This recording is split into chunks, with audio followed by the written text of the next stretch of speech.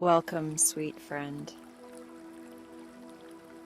Tonight there's nothing you have to do and no pressure to fall asleep, just a gentle place to rest. Take a slow breath in and let it out like a quiet sigh. Let your shoulders drop, your jaw unclench, and your belly soften. Would you like extra comfort between nights? Well, I'd like to warmly invite you to join the Cozy Bedtime Club. The link is in the description.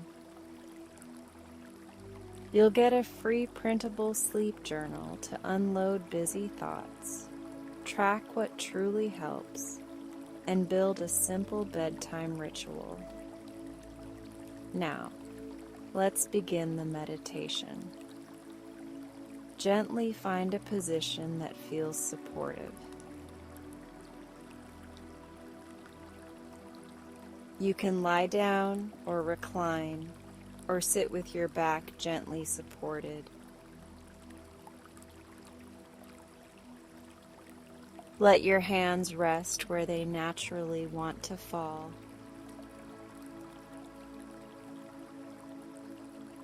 Let your jaw hang loose as if your face can soften without permission.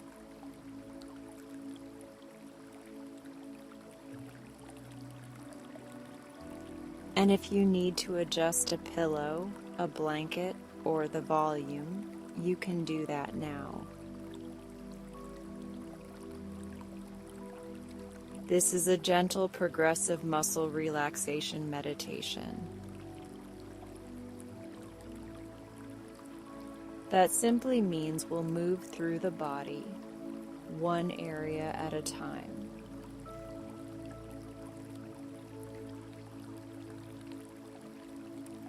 We'll briefly tense a muscle group and then release it. Not to force relaxation, but to show your nervous system the difference between on and off.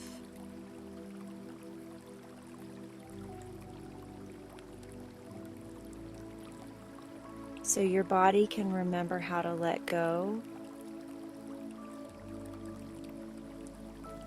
So your mind can stop checking for danger that isn't here.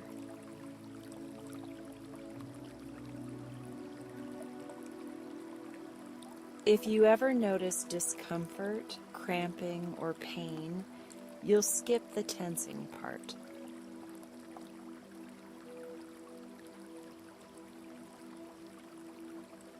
You can simply imagine the area softening instead. You are always in charge here. And it's completely okay if your thoughts wander.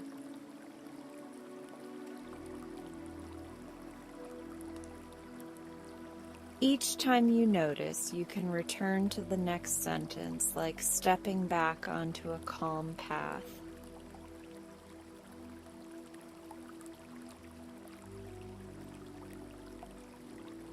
Let your eyes close if that feels safe and comfortable. Or keep them softly lowered, unfocused, as if you're looking through a gentle fog.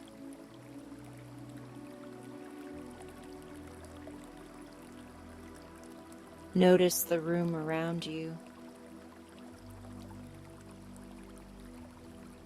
Not with effort, just with a quiet awareness.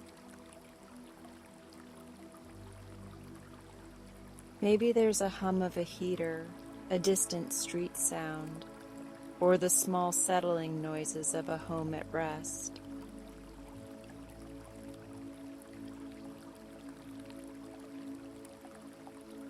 And you don't have to fight any of it.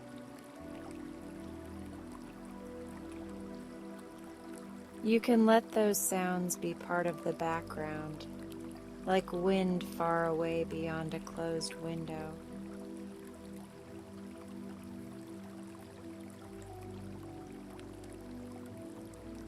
Now bring your attention to the weight of your body. Notice what is being held up and what is already supported.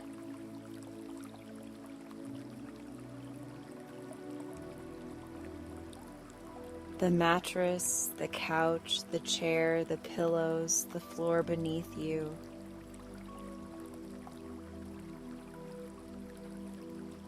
Let yourself be carried by what you're resting on.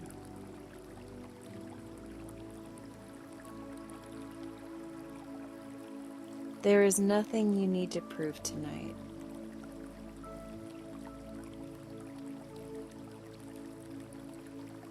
Nothing you need to solve right now. This is a place where your body can stop bracing.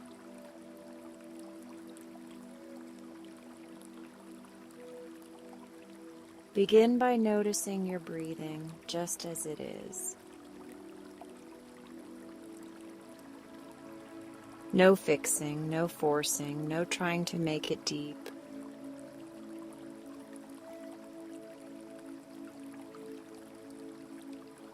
Simply feel the breath move in and feel the breath move out. If it helps, you can imagine the exhale as a soft lowering, like easing a heavy bag onto the floor.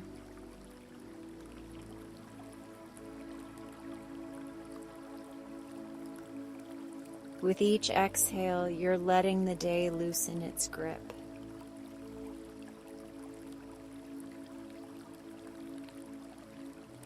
Sometimes the body holds tension like it's a job.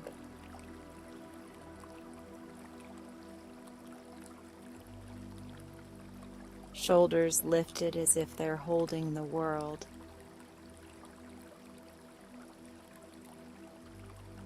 Hands clenched as if they must be ready. A belly tightened as if the next demand could arrive any second.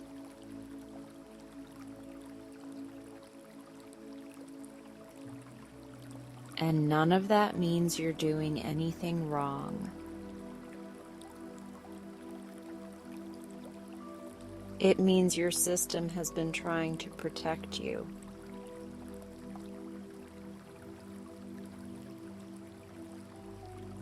Tonight, we're giving it a new message. The message is simple. You can rest now.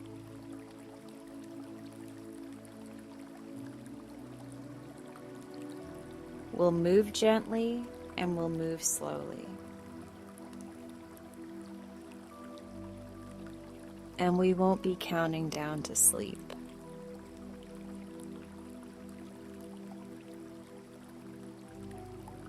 We'll simply be creating the conditions for sleep to arrive naturally.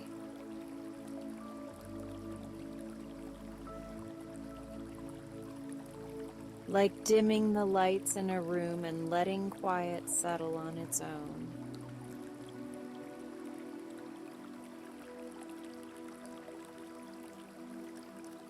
Let's start by bringing awareness to your forehead. Notice if your eyebrows are lifted without you realizing.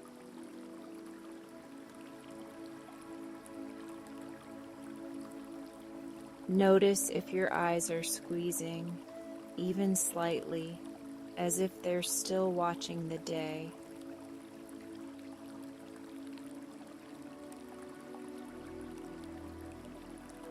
And if you can, gently tense the forehead by lifting the brows just a little. Not a strain, just a gentle tightening. Hold it for a moment.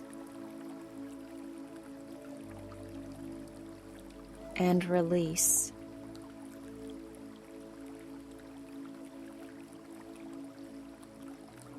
Let the skin smooth out. Let the space between your eyebrows soften.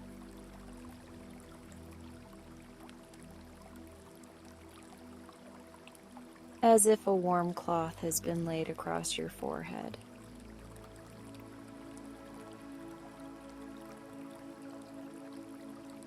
Now notice your eyes. The tiny muscles around them work all day long.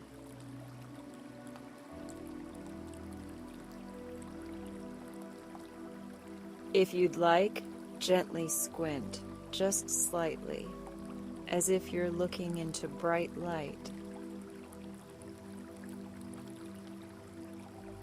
Hold for a moment. And release.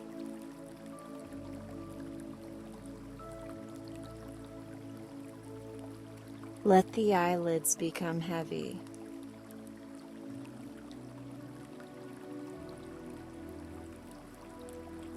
Let the eyes settle back, as if they're floating in warm water.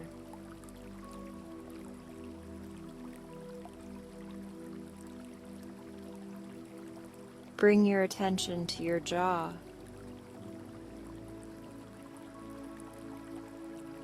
So many nights, the jaw holds conversations that ended hours ago.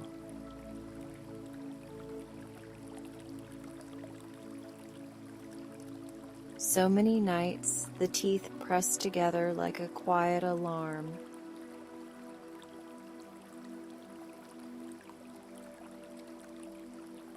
If it feels comfortable, gently clench the jaw only a little. Notice that firming. And now release.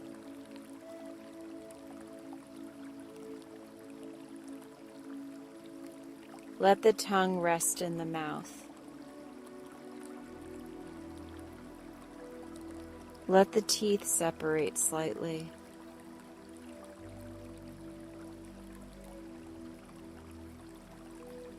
Let the corners of the lips soften, as if your face is being allowed to exhale too.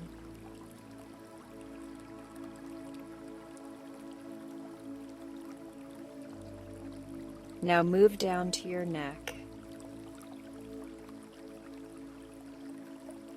Notice if the neck is holding itself stiff and upright, even though you're resting.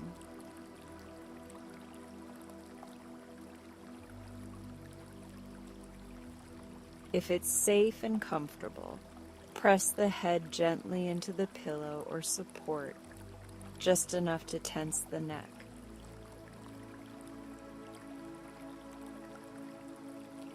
Hold for a moment. And release.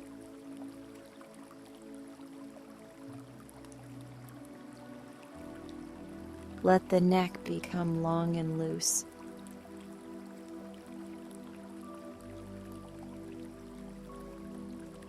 As if gravity is doing all the work now.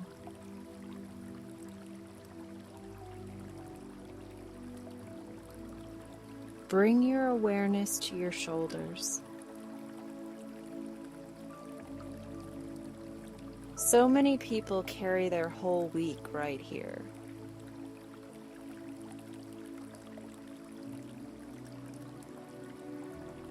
If you'd like, gently lift your shoulders toward your ears. Not too high, just enough to notice the effort.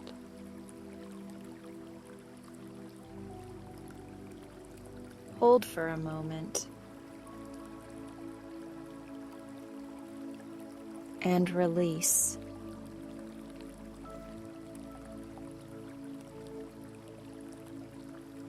Let the shoulders drop.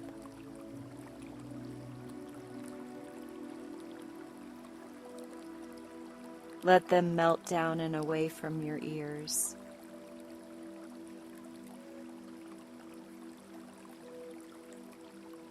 As if warm water is pouring across them, smoothing them into the surface beneath you.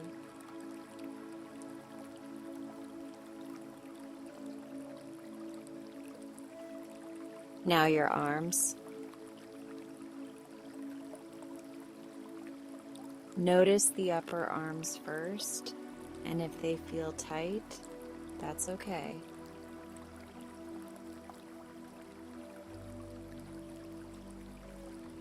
Gently tense your biceps by bending your arms slightly, or tightening the muscles in the upper arms. Hold for a moment. And release.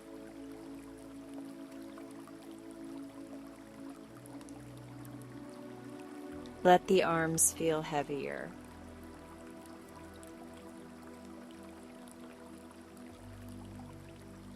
Let them be done.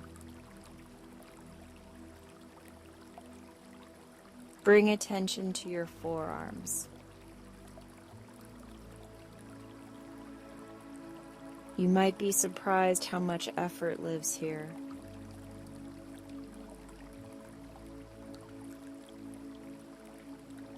If it feels comfortable, gently tense the forearms by making your hands slightly firm, as if you're holding something light.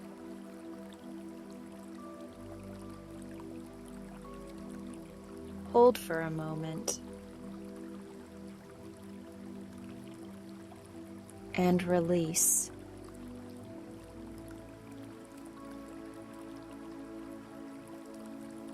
Let the forearms soften.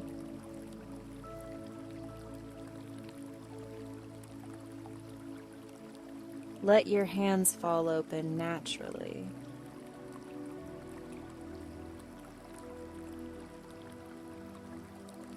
Now the hands and fingers. These are the muscles of doing, scrolling, gripping, typing, holding.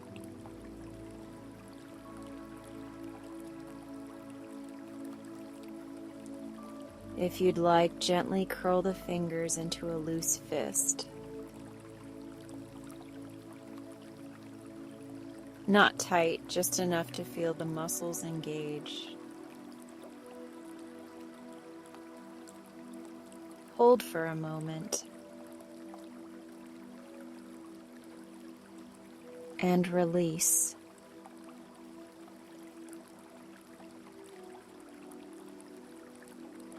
Let the fingers uncurl.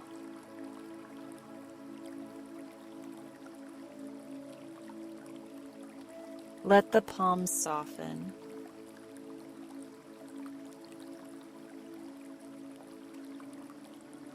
Imagine your hands are resting in warm sand, leaving a small, peaceful imprint.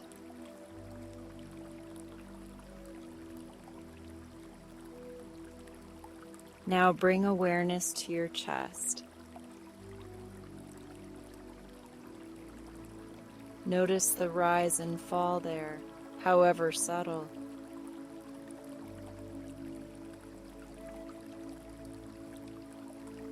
Sometimes the chest holds a quiet vigilance.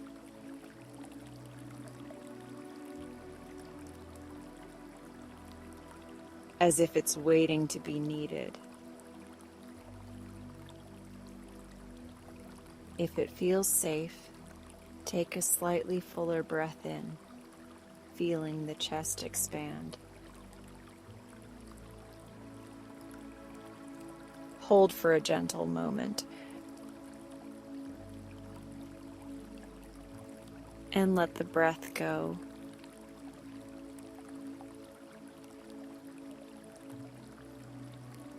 Feel the chest soften on the exhale.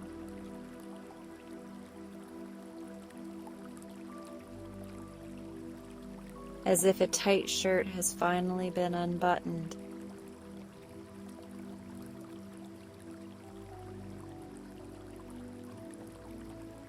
Now your upper back and shoulder blades. This area often braces without permission.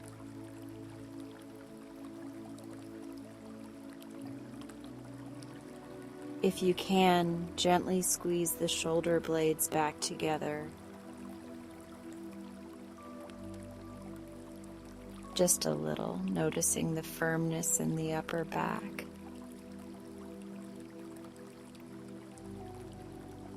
Hold for a moment.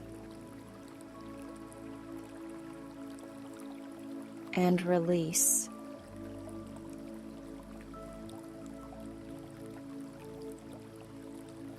Let the shoulder blades spread and settle.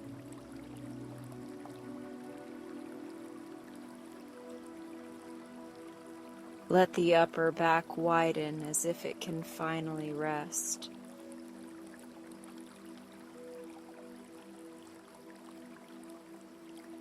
Bring your attention to your belly. The belly is often the first place the body tightens when life feels uncertain.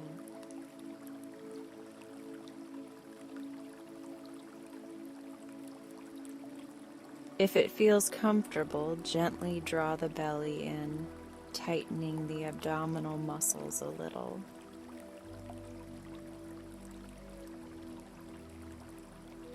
Hold for a moment. And release.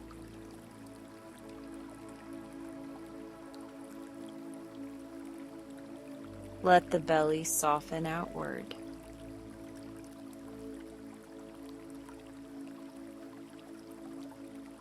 Let it be natural.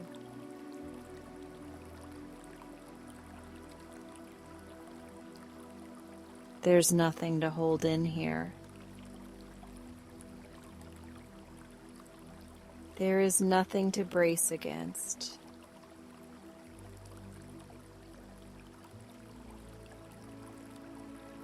Now notice your lower back. If you feel tightness there, you don't need to fight it.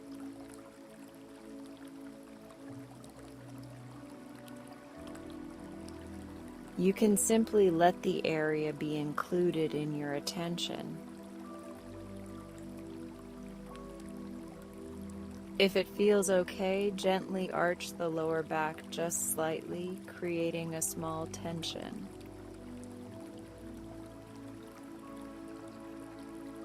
Hold for a moment. And release.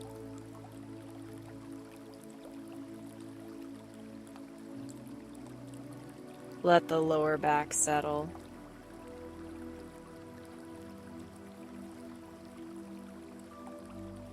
Let it sink into support.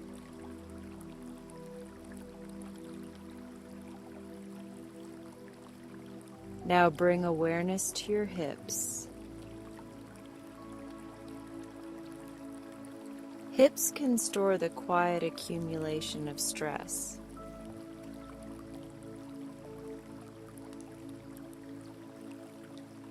The body's way of holding what words never had time to say.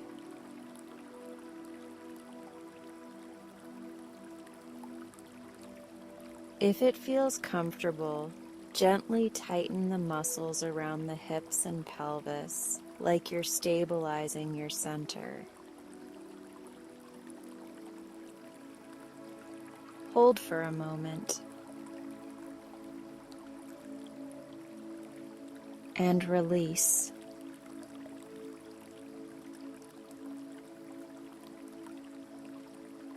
Let the hips become heavy.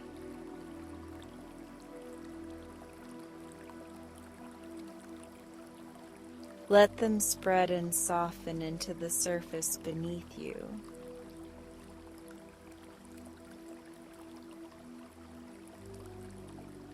Now your thighs. The thighs carry you through the world, and they deserve rest.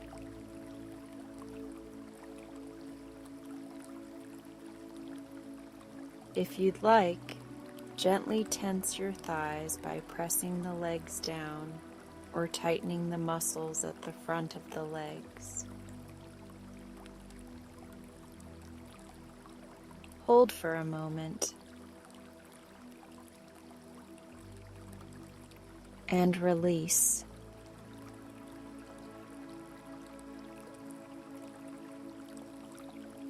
Let the thighs loosen.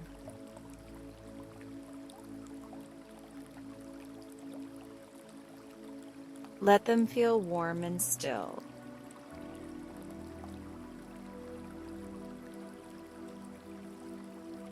Now bring attention to your calves.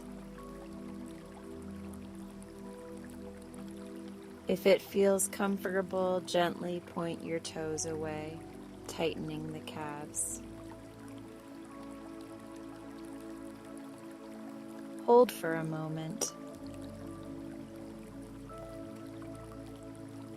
and release.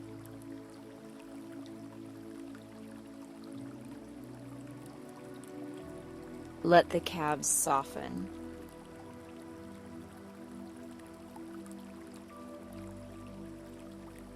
Let the lower legs feel pleasantly heavy.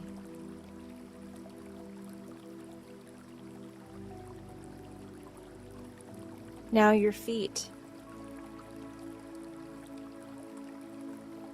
Feet hold the day in quiet ways.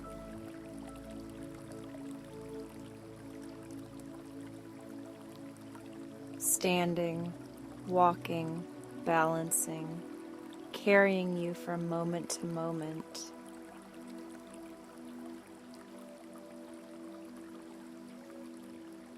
If you'd like, gently curl your toes, tightening the soles of the feet. Hold for a moment and release.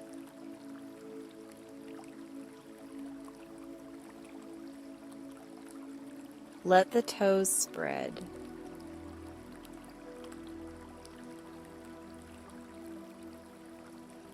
Let the feet become soft, as if they're resting in warm blankets.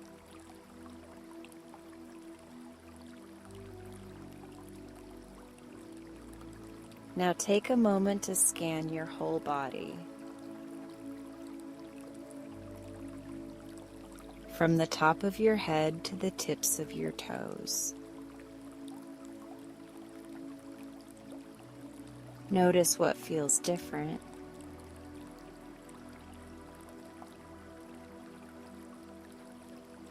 Notice any place that still feels tight and let it be okay.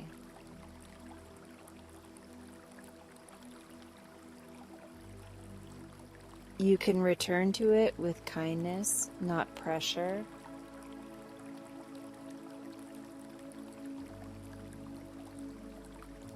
If you find a spot of tension, imagine breathing into it gently.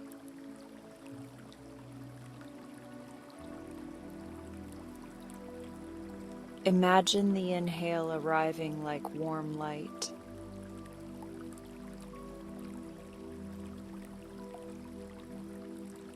Imagine the exhale flowing out like soft water.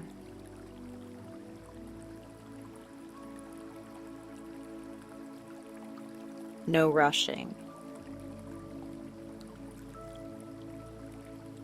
No forcing.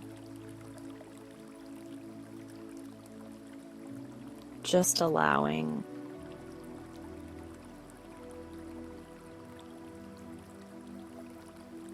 Sometimes relaxation doesn't feel like a sudden wave.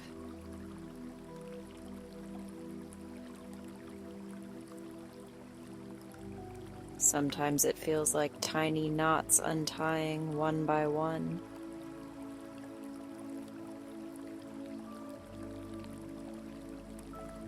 Sometimes it feels like quiet returning to places that have been loud for a long time.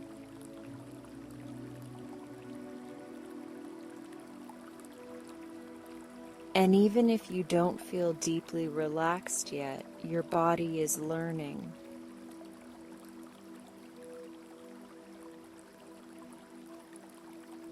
Your nervous system is receiving a new pattern.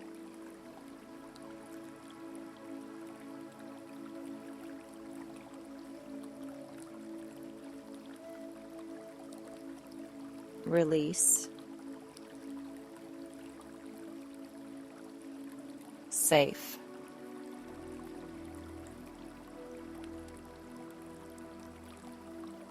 Now let your breathing stay easy. Notice how the exhale naturally invites softness.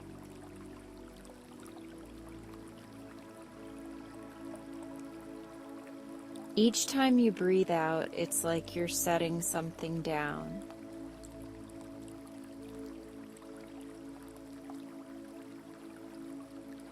A responsibility. A replayed conversation. A worry that doesn't need your attention tonight.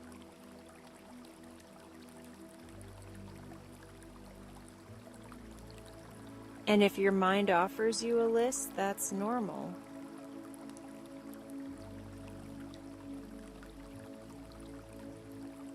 Minds love lists at night. They love to bring up the unfinished things.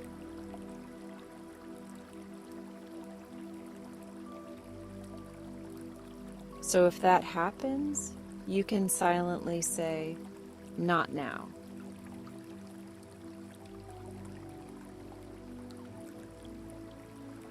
You can imagine placing the thought on a shelf, like a book you'll return to tomorrow.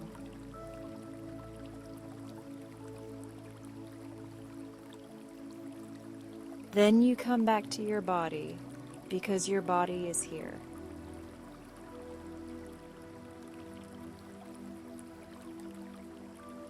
Notice your face again. Is your jaw soft? Are your eyes heavy? Is your forehead smooth?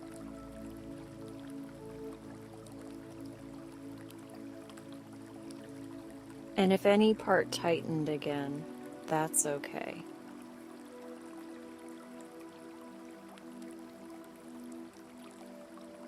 The body doesn't need to hold relaxation like a rule.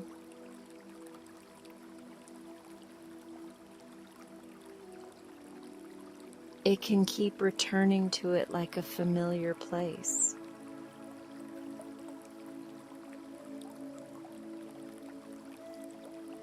Notice your shoulders. Let them drop one more time.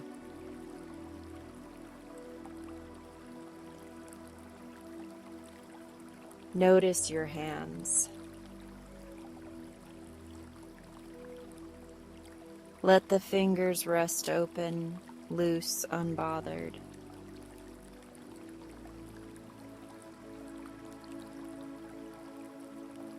Notice your belly. Let it rise and fall as it wants to.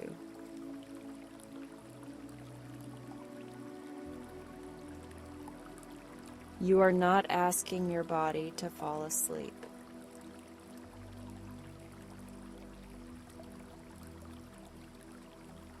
You are simply making the space for sleep to arrive.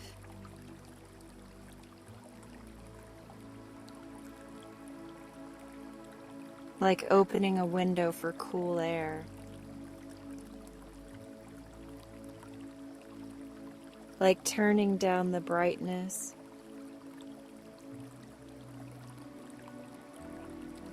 like letting the house settle in tonight.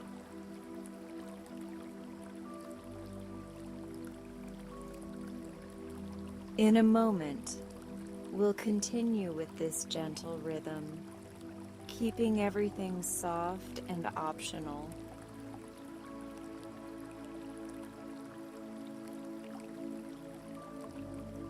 We'll keep releasing effort from the body again and again in small, kind ways.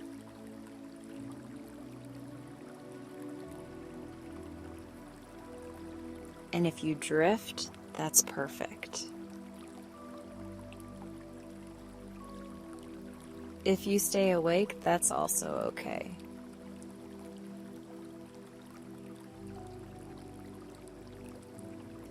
Either way, you are resting.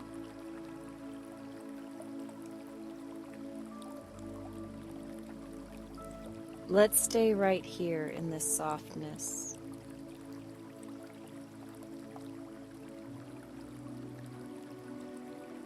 Breathing out. Letting go. And allowing your whole body to become a little quieter than it was a few minutes ago.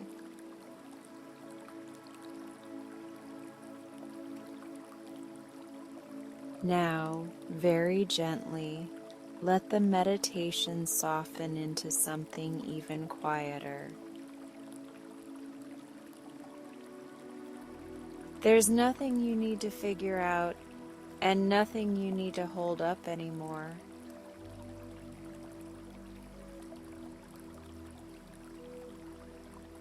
Keep your breathing slow and easy, like a calm tide coming in and going out. Let your jaw stay loose and let your brow stay smooth, as if your face is resting into safety.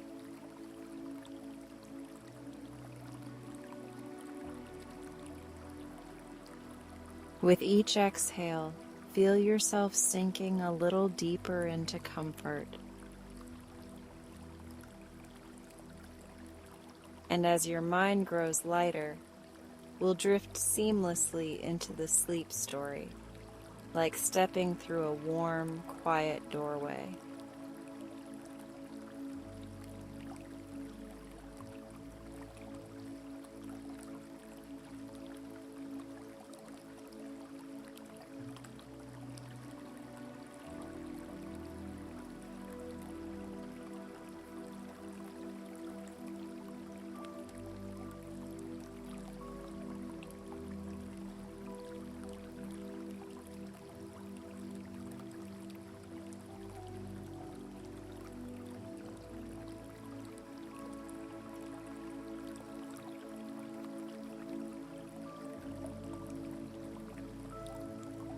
The hallway is washed in warm amber light, as if the building is lit by lanterns hidden inside the walls.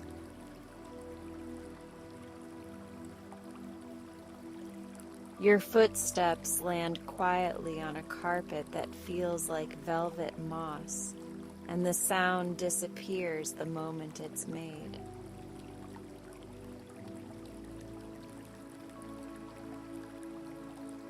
A tall door waits ahead, not locked, not guarded, only patient, with carved vines twining around a brass handle that holds the faint scent of cedar. When you touch it, the metal is neither cold nor hot, only steady, like a comforting hand that doesn't need to squeeze. The door swings open on silent hinges, and the air beyond it feels soft, like a blanket warmed in sunlight and brought indoors at dusk.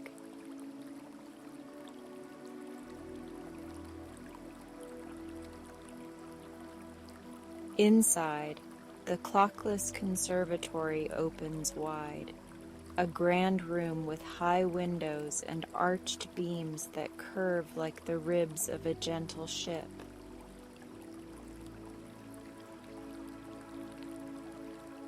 There are no clocks on the walls, no ticking, no chiming, no reminder of minutes passing, only the hush of a place that forgot time on purpose.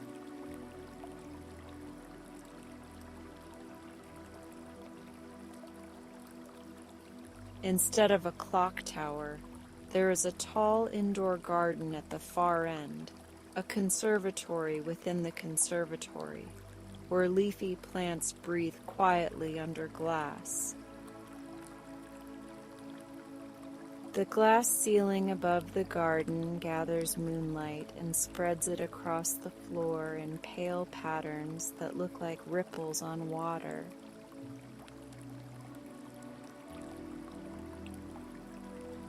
Rows of instruments rest in a calm semicircle, as if they've gathered for a rehearsal that begins only when you feel ready.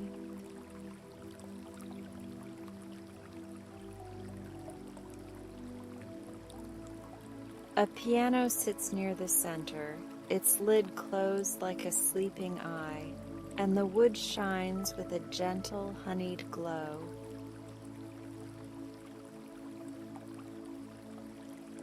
A cello leans in a stand, its curved body like a warm ember, waiting without impatience.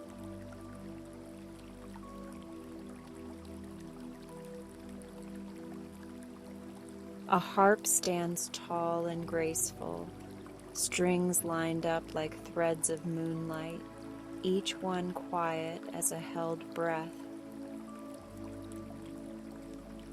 Flutes and clarinets rest in open cases like little beds, cushioned and safe.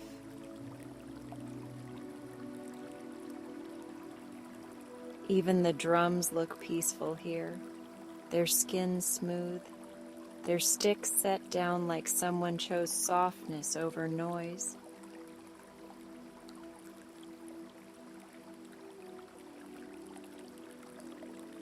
You take a few steps in, and the door eases closed behind you with a hush that feels like the end of a long day.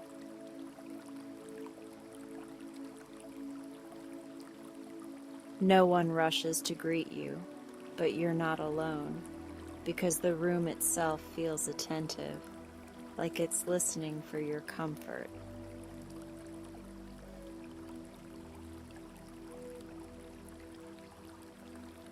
A small sign rests on a stand near the entrance, written in looping script that looks hand-drawn and kind. It reads, "Here, music begins when your face remembers it is safe."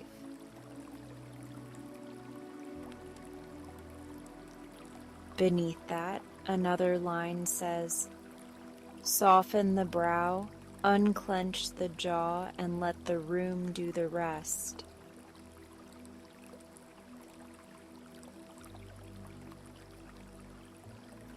You let your gaze drift along the vaulted ceiling, noticing how the beams hold the air like a cradle. Somewhere above, a skylight shows a patch of night sky, deep blue and sprinkled with quiet stars.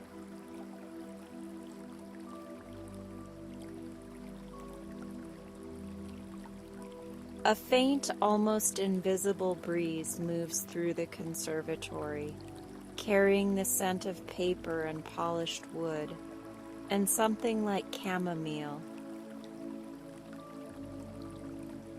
It brushes your cheek like a reassuring whisper, as if the building is saying, "Take your time."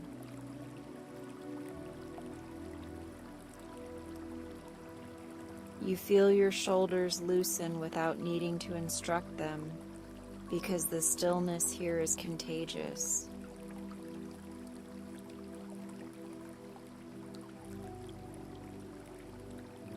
There is a bench near the piano, upholstered in soft fabric that looks like midnight.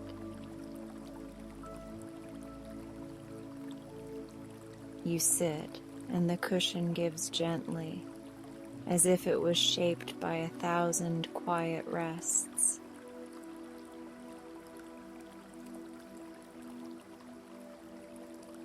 Your hands settle in your lap, and your fingers naturally curl, not gripping anything, not preparing, simply resting. The room holds its silence like a gift, and you notice that the silence is not empty, it is full of calm. Somewhere in the indoor garden, a leaf shifts, a soft sound like a page turning in a book you don't have to finish.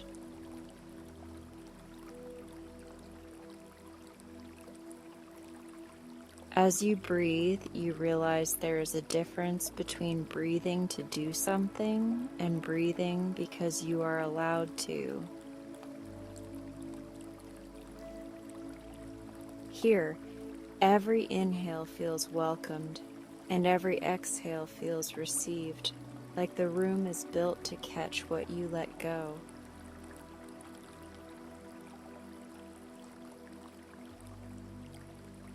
Your jaw, which often holds tiny tensions you don't notice, gets a gentle invitation to soften. You let your teeth part slightly, letting the tongue rest heavy and calm, and a quiet relief spreads down your throat.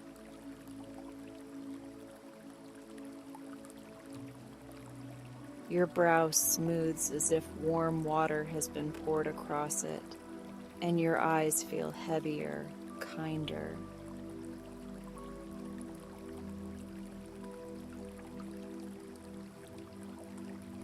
The moment your face releases, the conservatory responds. It is subtle at first, like a single note appearing at the edge of hearing.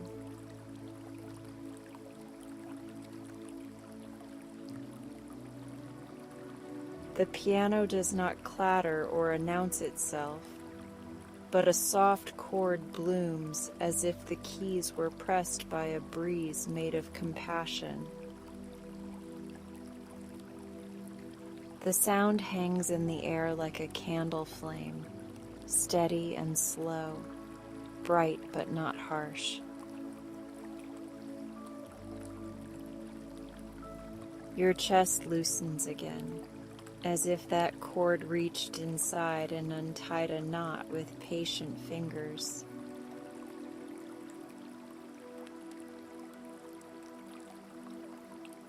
A second note joins, then a third, and a tiny melody begins, not demanding attention, only offering company.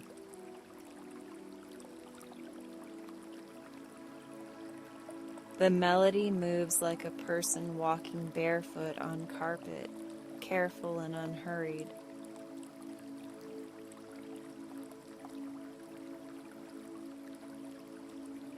You realize the instruments are listening to you, matching you, following the softness you allow. When your jaw tightens slightly from a stray thought, the melody thins, waiting, never scolding, never pushing. When you soften again, the music returns, warm and steady like a friend who never left.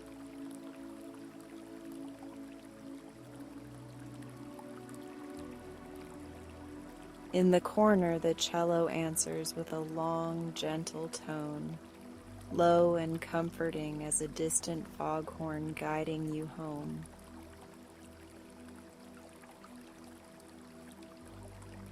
The sound does not vibrate with urgency, only with steadiness, as if it is saying, "You are held."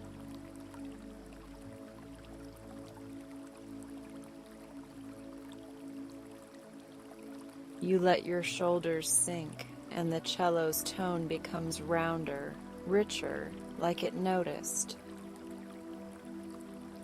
The harp adds a soft shimmer, strings brushed lightly, each note falling like a petal drifting into still water.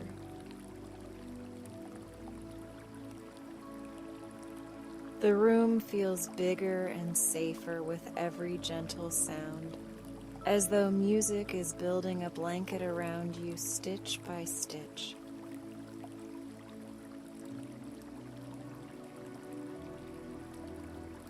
You stand again, slowly, and the bench releases you without complaint. Your feet carry you across the wooden floor, and the boards do not creak, because even the floor seems committed to quiet.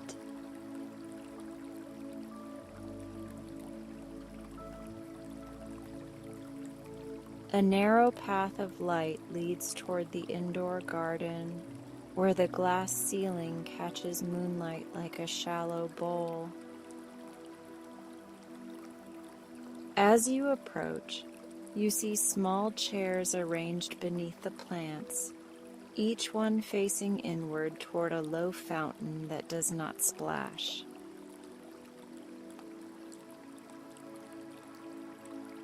The fountain's water moves in slow circles, and the sound is like a soft breath repeating, steady and calming.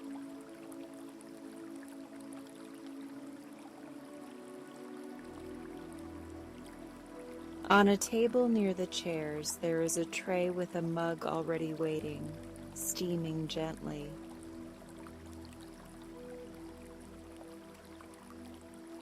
The scent is familiar and comforting, like warm milk with a hint of vanilla, the kind of smell that tells your body it can let go.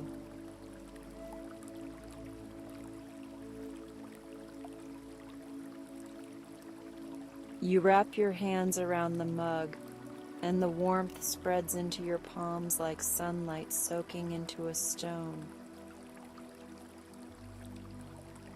As you take a slow sip, you notice how your throat relaxes, and the music in the other room becomes even softer, as if it is pleased.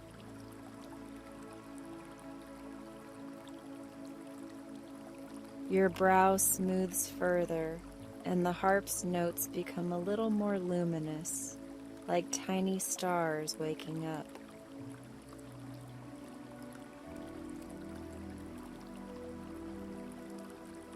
You choose a chair beneath a tall fern whose fronds drape like green feathers. When you sit, you feel surrounded by living quiet, a calm that comes from things that grow slowly and never rush.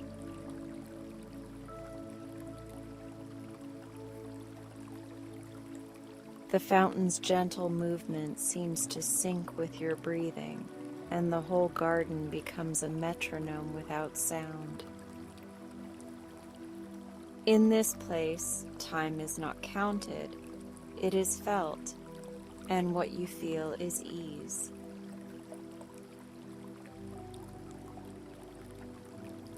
The conservatory's air seems to thicken with comfort, like a warm scarf settling around your shoulders.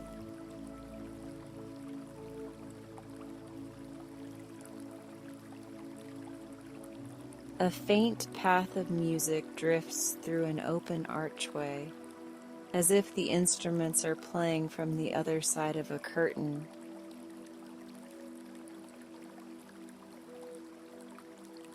Each note arrives with space around it, never crowding the next, leaving room for your thoughts to melt away.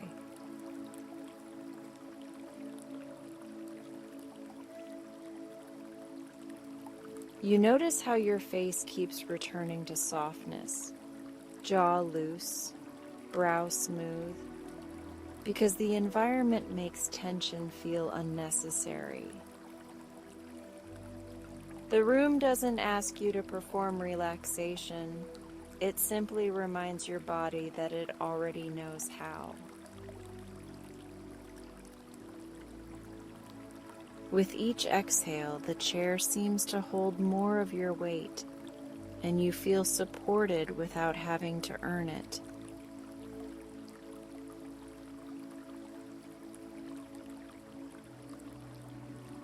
Across the garden, a door made of frosted glass stands slightly open, glowing softly from within.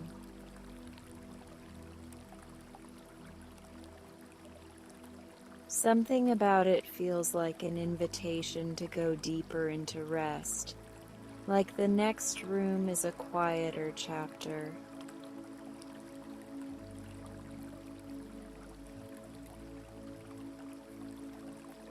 You stand, still holding the warmth of the mug in your hands, and walk toward that gentle glow.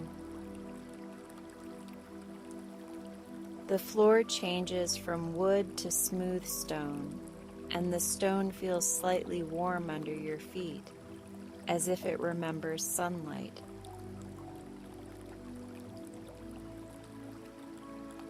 When you reach the frosted door, you nudge it open, and the air inside smells like linen and rain.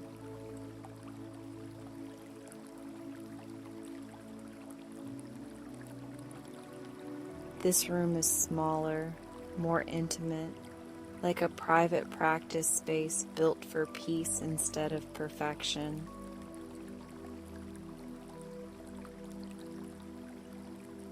There are cushioned mats on the floor, a few folded blankets, and a low shelf lined with music books whose titles are written in soft gold ink.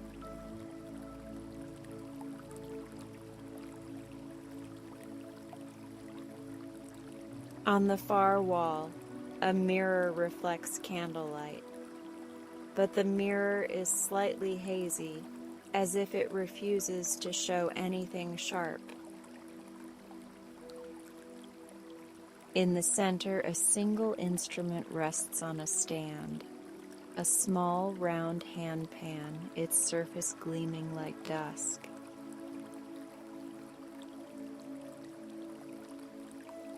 Beside it, a note says, "This plays when you let your face be gentle."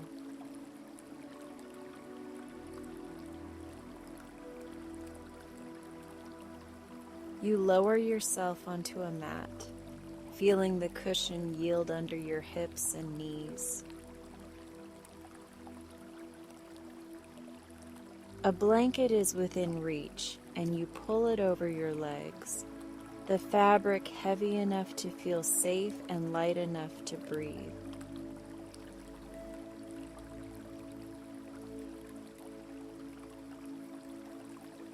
Your hands rest on your belly, and you notice the slow rise and fall, like waves that don't need an ocean to exist. Your jaw loosens again, your brow smooths again, and you feel a small, sweet relief behind your eyes.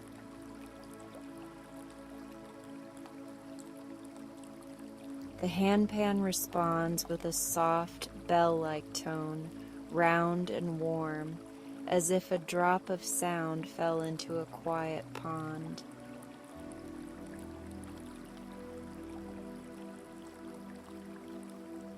Another tone joins, then another, creating a simple pattern that feels like rocking.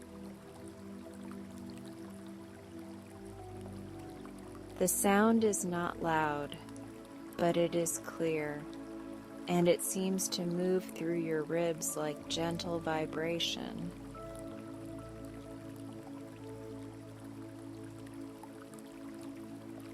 With each note, your muscles receive a message that they can unclench, and your stomach releases a tension you did not know it was holding.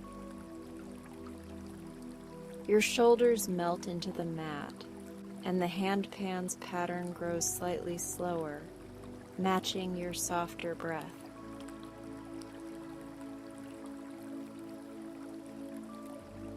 It feels like the instrument is partnering with you, not leading, not chasing, simply staying close.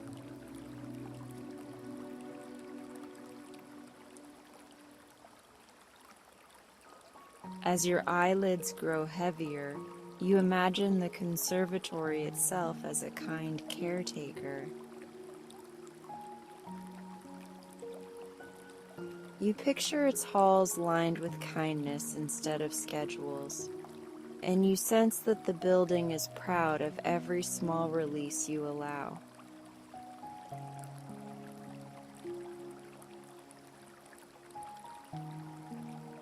Somewhere beyond the practice room, the piano plays again, a distant chord that sounds like a door closing gently on the day. The cello hums beneath it, low and steady, like the earth settling into night.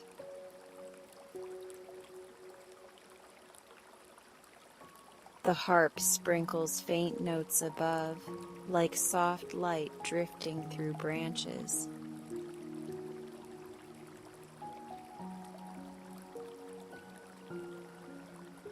You begin to notice that your thoughts are less sticky here.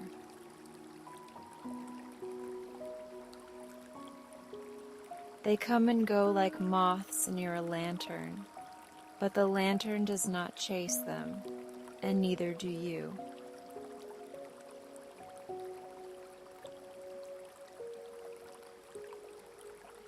When a worry tries to tighten your face, the music thins, not as punishment, but as a mirror, reminding you what your body needs. You soften your brow again, and the sound returns, gentle as a lullaby that never runs out. Your jaw unclenches, and you feel the lower half of your face grow warm, as if it is finally resting.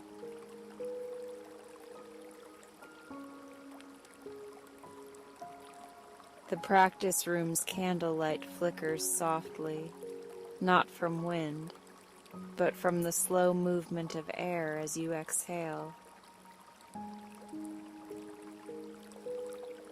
You realize your exhale is shaping the room, and the room is shaping you, a quiet exchange of comfort.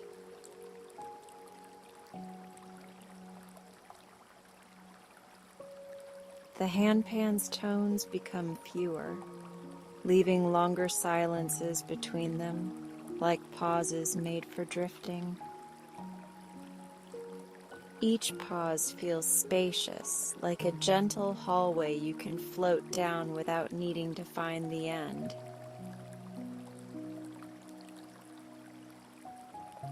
In those spaces, your mind begins to sink, as if it is settling into a soft chair deep inside itself.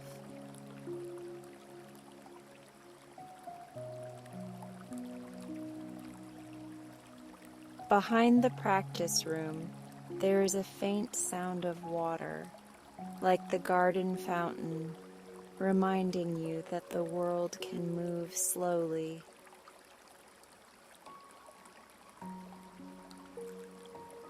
You imagine the conservatory's indoor plants drinking in moonlight, growing quietly, not because they must, but because it is their nature.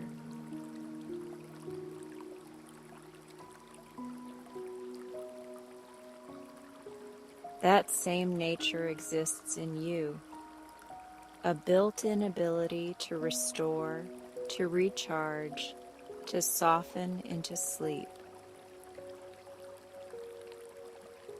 You do not force it, you simply allow the conditions, and the music helps create them. Your legs feel heavier beneath the blanket, and your toes loosen, as if they are letting go of the last small grips of the day.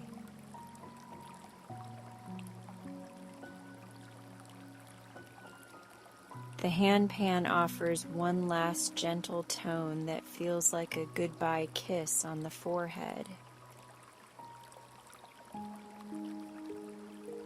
Then it becomes silent, and the silence feels friendly, as if the room is still humming with care even without notes.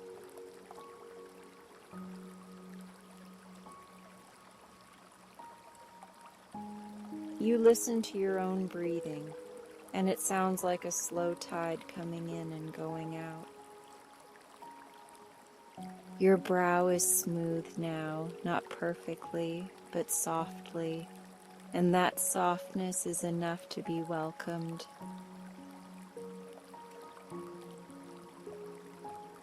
Your jaw rests open just slightly, comfortable, unguarded, like a door left ajar for peace to enter.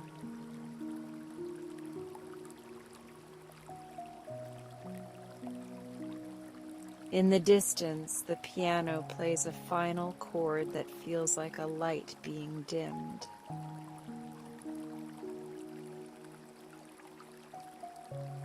The cello follows with a low note that seems to settle into the floor, anchoring the building in calm.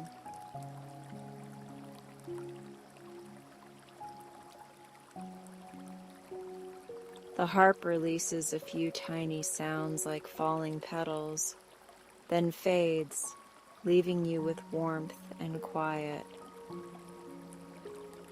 You sense the entire Clockless Conservatory exhaling with you as if it is proud of your softness. And with nothing left to track, nothing left to count, your body drifts towards sleep the way a leaf drifts onto still water.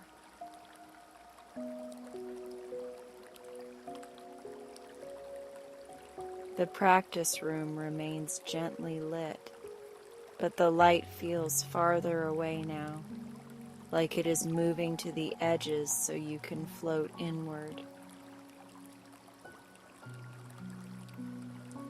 Your thoughts become softer, blurrier, like words written on fogged glass.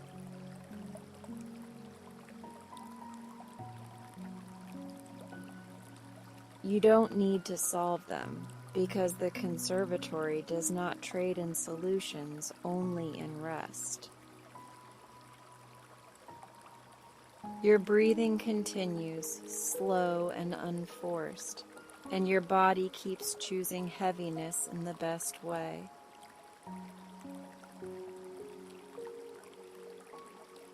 In this clockless place, sleep is not a deadline. It is a gentle arrival, and you are already on the doorstep.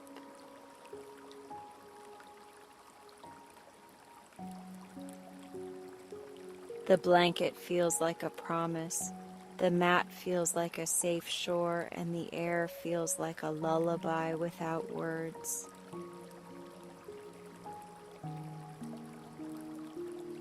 Your brow stays soft, your jaw stays loose, and the room stays quiet, holding you as long as you need.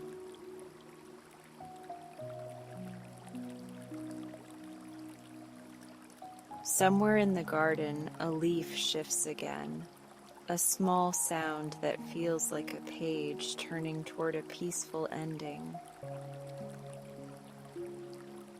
You let that sound fade, and you let yourself fade with it, sinking deeper into comfort.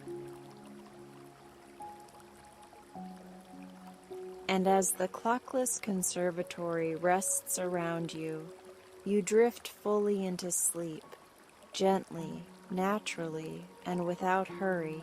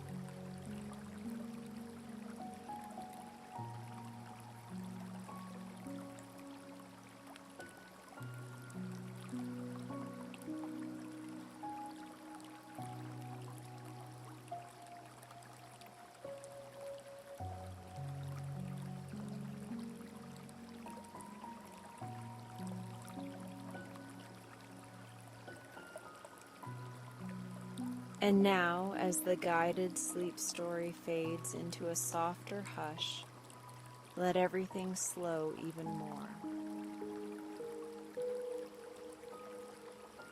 Keep your breathing easy, like a quiet tide, and let your jaw stay loose and relaxed.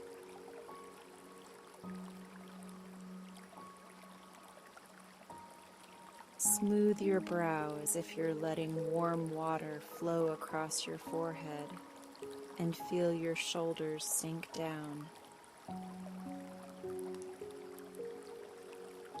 There's nothing you need to do except rest and listen, letting the day fall away behind you.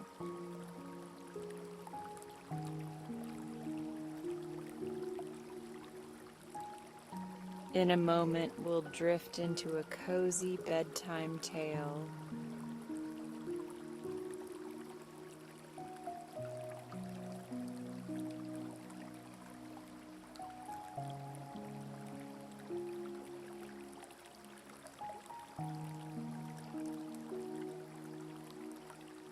Rosie first noticed the path was smiling at her. Not with a face, of course, but with the way the painted acorn symbols on the trail posts seemed to lean kindly in her direction. It was as if they'd been waiting all morning just to guide her safely to Grandma's cottage.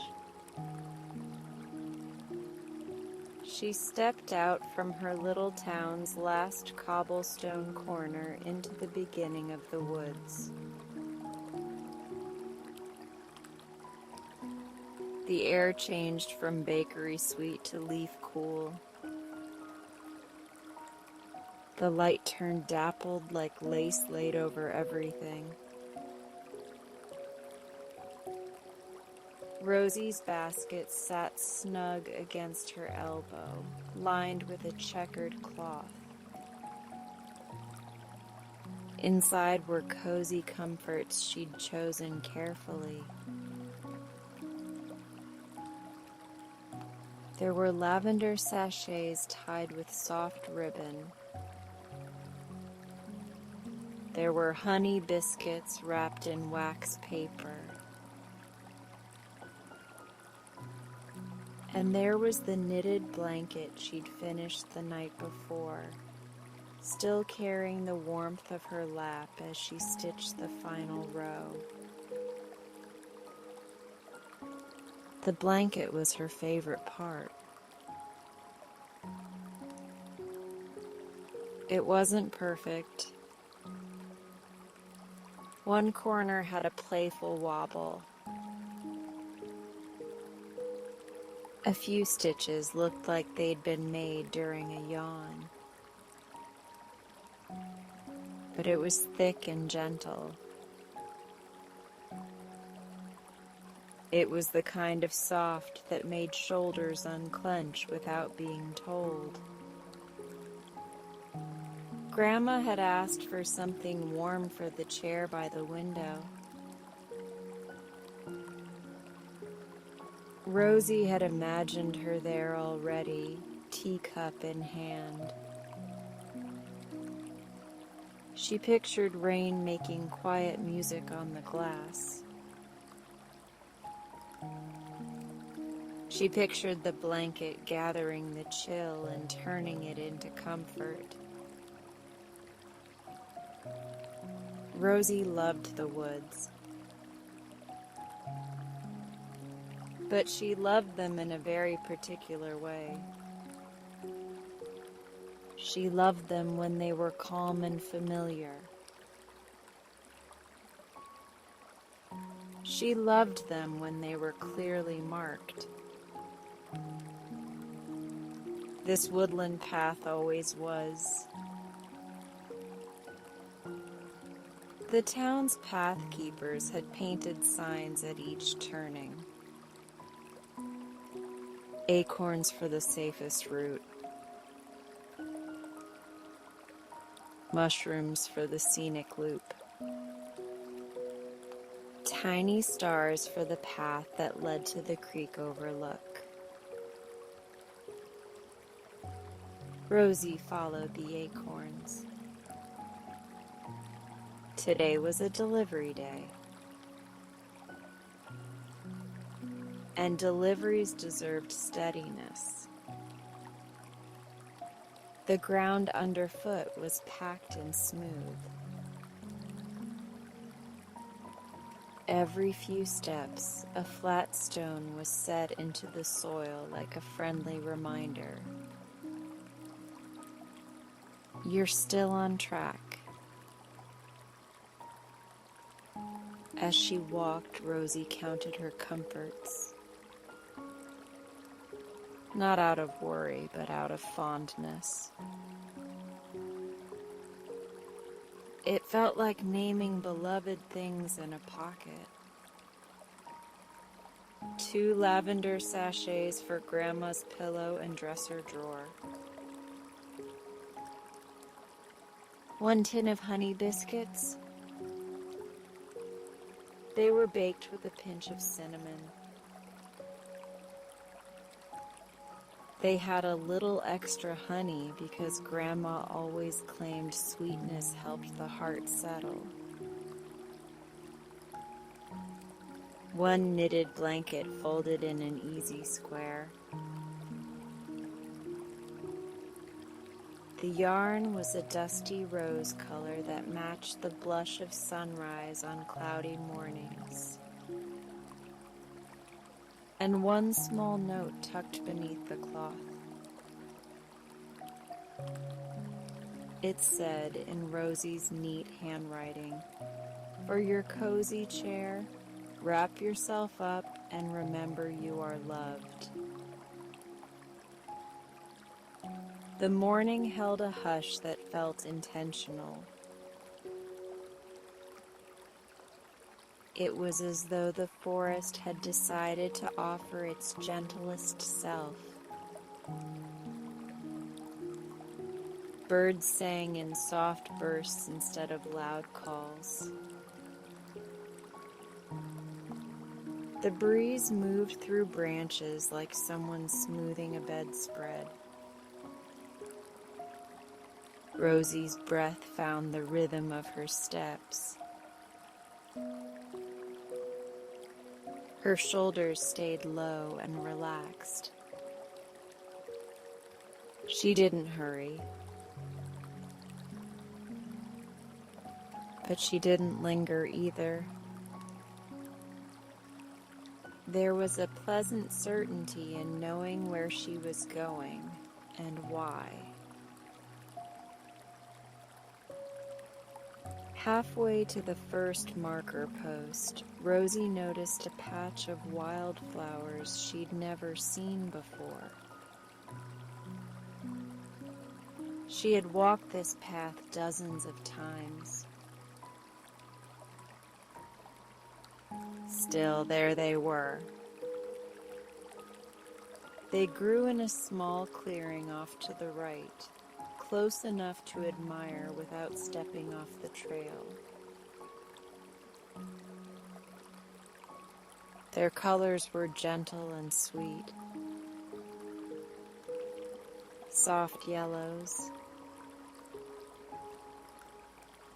pale violets, creamy whites like tiny lanterns. The odd thing was how neatly they arranged themselves, almost as if they were practicing being a bouquet. Rosie smiled, charmed by the idea that flowers might rehearse. "That's the new bloom spot," a voice seemed to say. Except it wasn't a person's voice at all, and it didn't come from behind her. It came from somewhere low and nearby. It carried the quiet confidence of a creature who lived close to the ground and knew every secret leaf. Rosie paused, careful not to startle anything. She looked slowly toward the ferns. A fox stepped out. It was as if he'd been part of the shadow until he decided to become visible. His coat was a warm russet, not bright like a flame, but mellow like autumn bark after rain. His tail was full and tidy. The white tip looked clean as if it had been brushed. He didn't creep. He didn't pounce. He simply stood there with ears lifted and eyes curious. He looked less like a wilderness mystery and more like a neighbor who happened to wear fur. Rosie's first instinct was to hold her basket tighter. Not from fear, but from surprise. It felt like hearing her name called gently in a room she thought was empty. The fox tilted his head. The motion was so mild and polite that Rosie felt her body relax again almost immediately. She remembered what Grandma always said. If an animal seems calm, you can be calm too. Rosie kept her feet on the path. She offered the fox a small, soft hello. The fox blinked slowly. It was like he understood the tone, even if he didn't understand the exact words. Then he took one step closer. Not onto the path, but to the edge of it. He respected the boundary as if the acorn symbols meant something to him too. He looked at Rosie's basket, then at her face, then toward the clearing of wildflowers. His attention moved in a gentle triangle. Rosie had the strong sense he was inviting her to notice something rather than asking her to give something. "If you're curious," Rosie said quietly, "I can admire them from here." She nodded toward the flowers. She still kept her shoes planted on the safe, packed earth. The fox's ears twitched as if he approved of her caution. His tail swept the ground once in a slow, contented gesture. He made a small sound. Not a bark. Not a growl. A soft chuff like a warm exhale. Then he turned his head to the left. He took 2 measured steps and stopped beside a different cluster of blooms Rosie hadn't noticed at all. These flowers were smaller. Their tiny blue petals looked like they were stitched from sky. The fox glanced back at Rosie. It was as if he said, "See, there are more. And they're waiting for you to see them too." Rosie's curiosity rose. Gentle and safe, like a bubble floating upward in a glass of sparkling water. She didn't step off the trail, but she leaned slightly, careful with her balance. She admired the blue flowers. They reminded her of the yarn she'd almost chosen for the blanket. Then she'd decided on dusty rose instead. The fox seemed pleased. For a moment, Rosie wondered if he had been lonely, if he had been waiting for someone to share the small beauty of this new bloom spot with. The path ahead continued with acorn markers. Rosie could see the next post not too far away. She had time. Grandma would rather Rosie arrive calm than rushed. Rosie shifted her basket slightly to rest her arm. Then she addressed the fox as if he were a polite stranger at the town market. "Are you out for a walk too?" she asked. The fox looked at her. Then he looked down the path. Then back to her again. He sat very neatly, his paws aligned, his gaze softened. Rosie could almost feel the message in his posture. "Yes, but not the kind of walk that's about getting somewhere. The kind that's about being with someone. The kind that feels less lonely when shared." Rosie's heart did the smallest, sweetest squeeze. She thought about the way Grandma's cottage sometimes felt quiet even when the kettle was singing.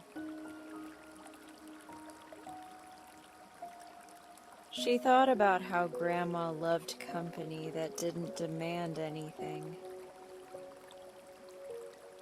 Rosie realized this fox felt similar. Not needy, not urgent, just companionable. Still, Rosie stayed sensible. "You can walk alongside," she said softly. "But I'm staying on the marked path." The fox rose immediately. It was like that had been the plan all along. He didn't crowd her. He didn't dash ahead. He simply moved parallel to her on the forest side. He kept a respectful distance, as if an invisible string tied his pace to hers. Rosie took a few steps. The fox matched them. His paws landed so quietly it seemed like he was stepping on pockets of air. Together they moved like a slow duet. Rosie on the path, the fox beside it, both calm, both unhurried. As they walked, Rosie noticed more details than usual. It was the way she did when she wasn't trying to get a task done quickly. The moss on the rocks looked plush and bright, like little green pillows. The tree trunks had gentle swirls in their bark. They reminded her of the cinnamon spirals in the biscuits. A spider web hung between two branches. It was jeweled with dew like tiny beads on a necklace. The fox glanced toward each little wonder. Rosie had the feeling he was guiding her attention, not her feet. At the next marker post, an acorn symbol pointed forward. A smaller mushroom symbol pointed toward a side loop labeled in friendly lettering. Wildflower Bend. Rosie had never taken that loop on delivery days. It was slightly longer, though it was still safe. Still marked. Still maintained. Rosie looked at her basket, then ahead, then at the fox. He had stopped beside the sign. He stared in the direction of the mushroom loop with hopeful patience. Rosie considered Grandma. Grandma would be cozy whether Rosie arrived in 40 minutes or 50. Grandma would likely be delighted to hear about wildflowers. And a fox with excellent manners. Rosie considered herself. She had woken early and done her chores. This walk was already soothing her more than she'd expected. The mushroom loop wasn't a risk. Just a choice for beauty. And beauty felt like something Grandma always approved of. Rosie nodded once, agreeing with her own gentle instinct. Then she followed the mushroom marker onto Wildflower Bend. The loop began with a low wooden railing along the edge of a small hill. Little painted mushrooms appeared on stones every few feet. Rosie felt steady and safe. The fox seemed to brighten in the subtle way an animal can. His ears perked. His tail lifted. His steps grew a touch lighter. A few minutes in, the path widened into a meadow-like clearing. Wildflowers gathered there in soft clusters. The air smelled faintly sweet, like sunlight warmed into nectar. Rosie's breath slowed, as if her body recognized the place as kind. The fox stopped at the edge of the clearing. He looked back at Rosie with an expression that felt almost proud, as if he had brought her to a favorite view and was waiting for her reaction. Rosie stepped forward, still within the marked stones. Her eyes softened at the sight. The flowers weren't loud with color, but gentle. Pale pinks, lavender purples, buttery yellows, creamy whites, all swaying together like a quiet crowd listening to a lullaby. A calm happiness settled into Rosie's chest, warm and effortless. Rosie crouched carefully, keeping her basket balanced. She admired a cluster of lavender blooms. They looked remarkably similar to the sachets she'd made. The fox sat beside her at a respectful angle. He didn't press into her space. He simply shared the moment. Rosie imagined Grandma here too. Her hands folded, her eyes shining with the contentment that came from small beauties. "Grandma would love this," Rosie whispered.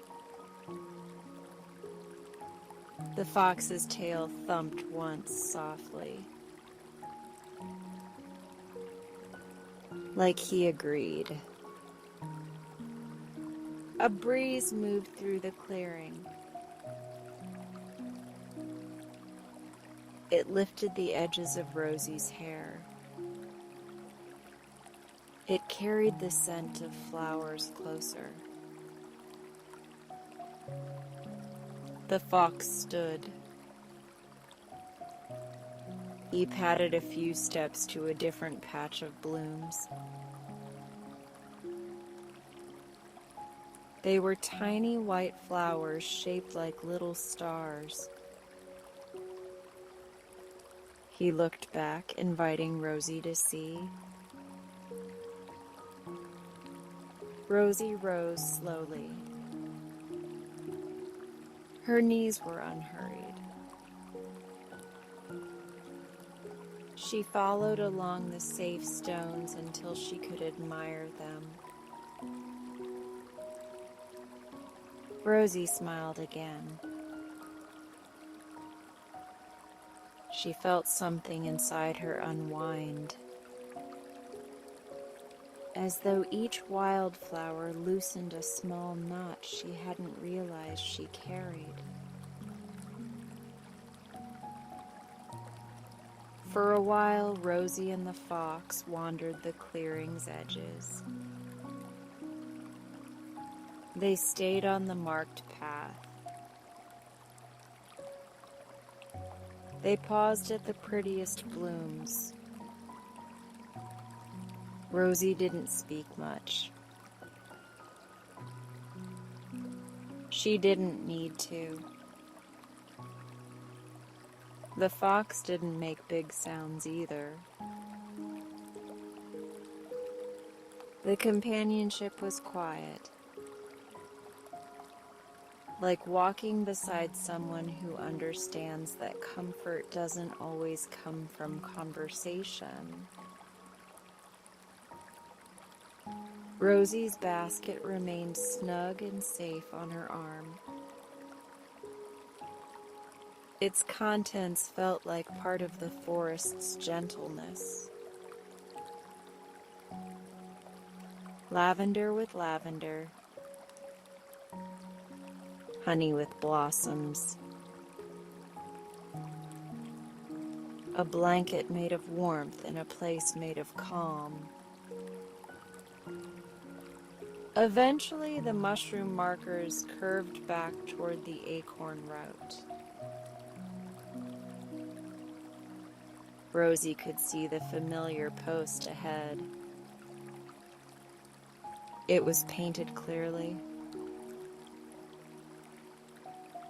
It promised the steady path to Grandma's cottage.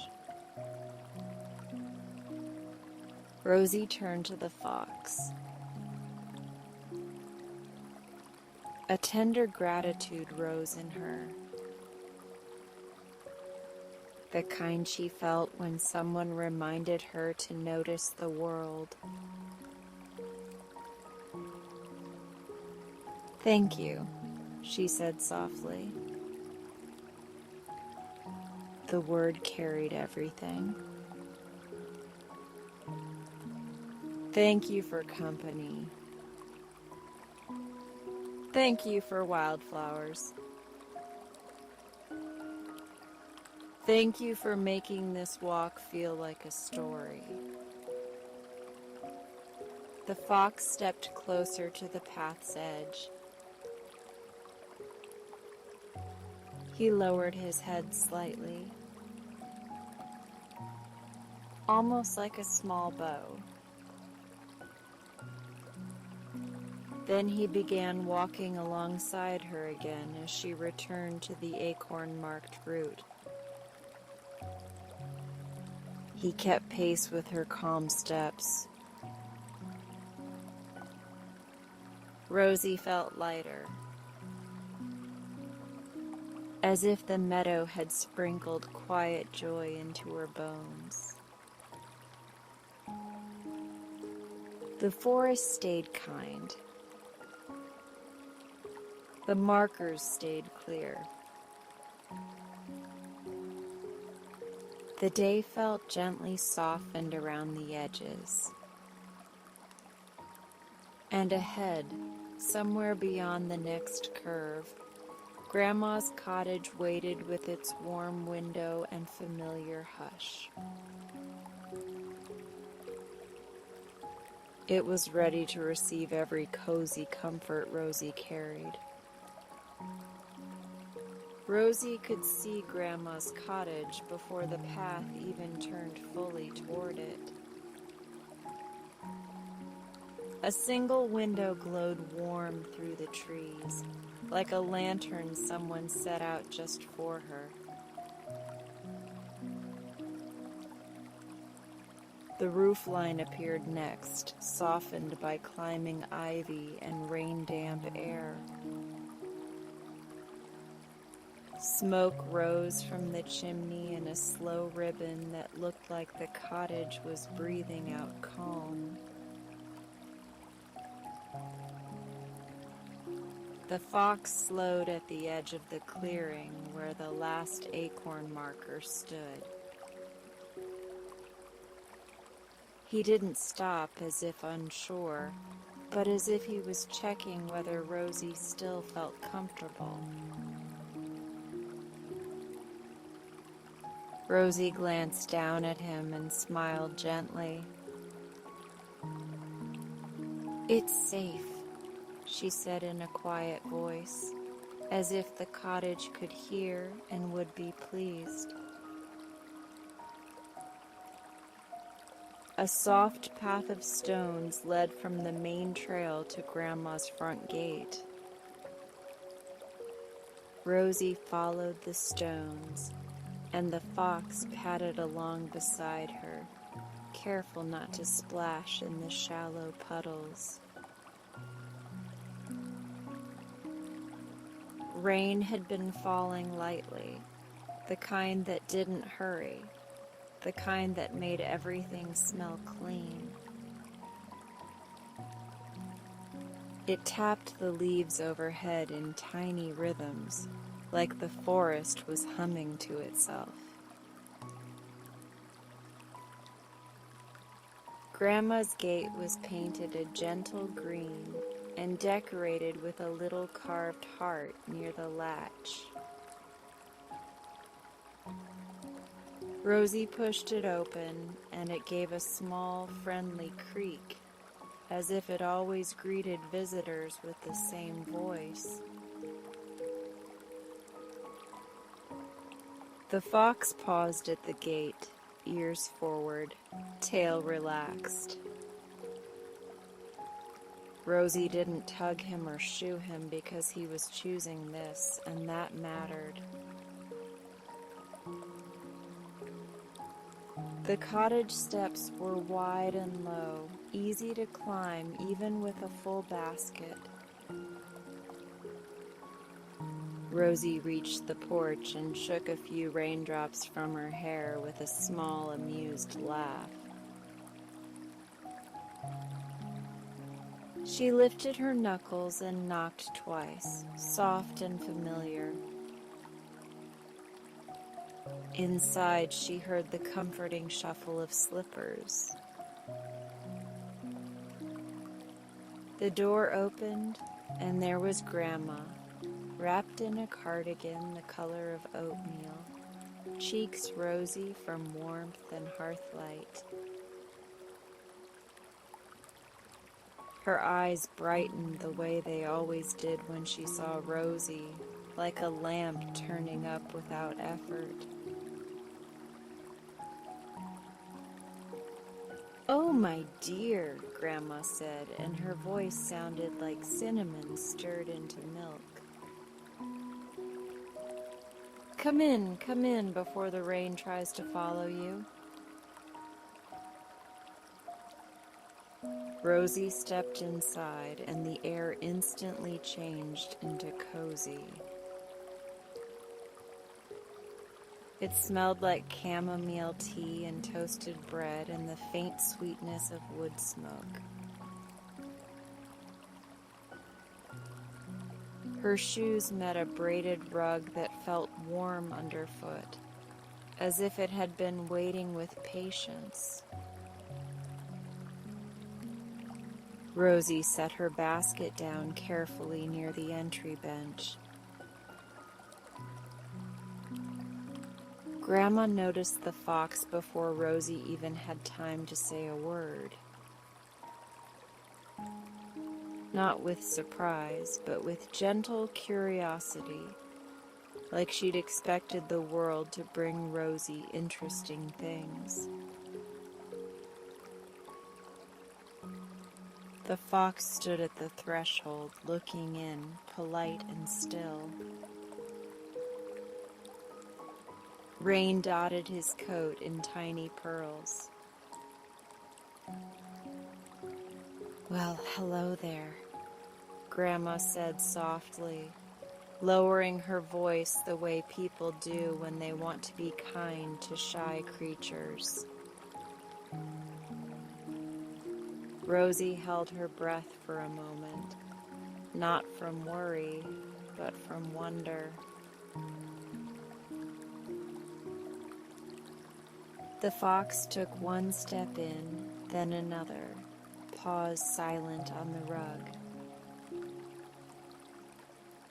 He paused and looked at Rosie, as if asking permission with his eyes. Rosie gave a small nod. Grandma's smile widened and she stepped aside as if making room for a special guest. Everyone who arrives gently is welcome here, Grandma said, as if it were a rule the cottage had always known. The fox's ears flicked, and he relaxed in the softest way. Rosie unwrapped the basket's cloth and began lifting out each comfort like a little ceremony. She placed the lavender sachets into Grandma's palm first. Grandma lifted one to her nose and breathed in slowly, her eyelids lowering with contentment. "Oh, that's lovely," Grandma murmured, "like the garden at dusk." Next, Rosie offered the honey biscuits. Grandma made a delighted sound and patted Rosie's hand. "You remembered the extra honey," she said, as if Rosie had given her a secret treasure. Rosie's cheeks warmed with happiness. Finally, Rosie unfolded the knitted blanket. The dusty rose yarn caught the firelight and looked even softer than it had at home. Grandma touched the edge with her fingers and let out a pleased little sigh. "This is the kind of warmth that feels like someone is thinking of you," Grandma said. Rosie's throat tightened in the sweetest way, and she swallowed softly.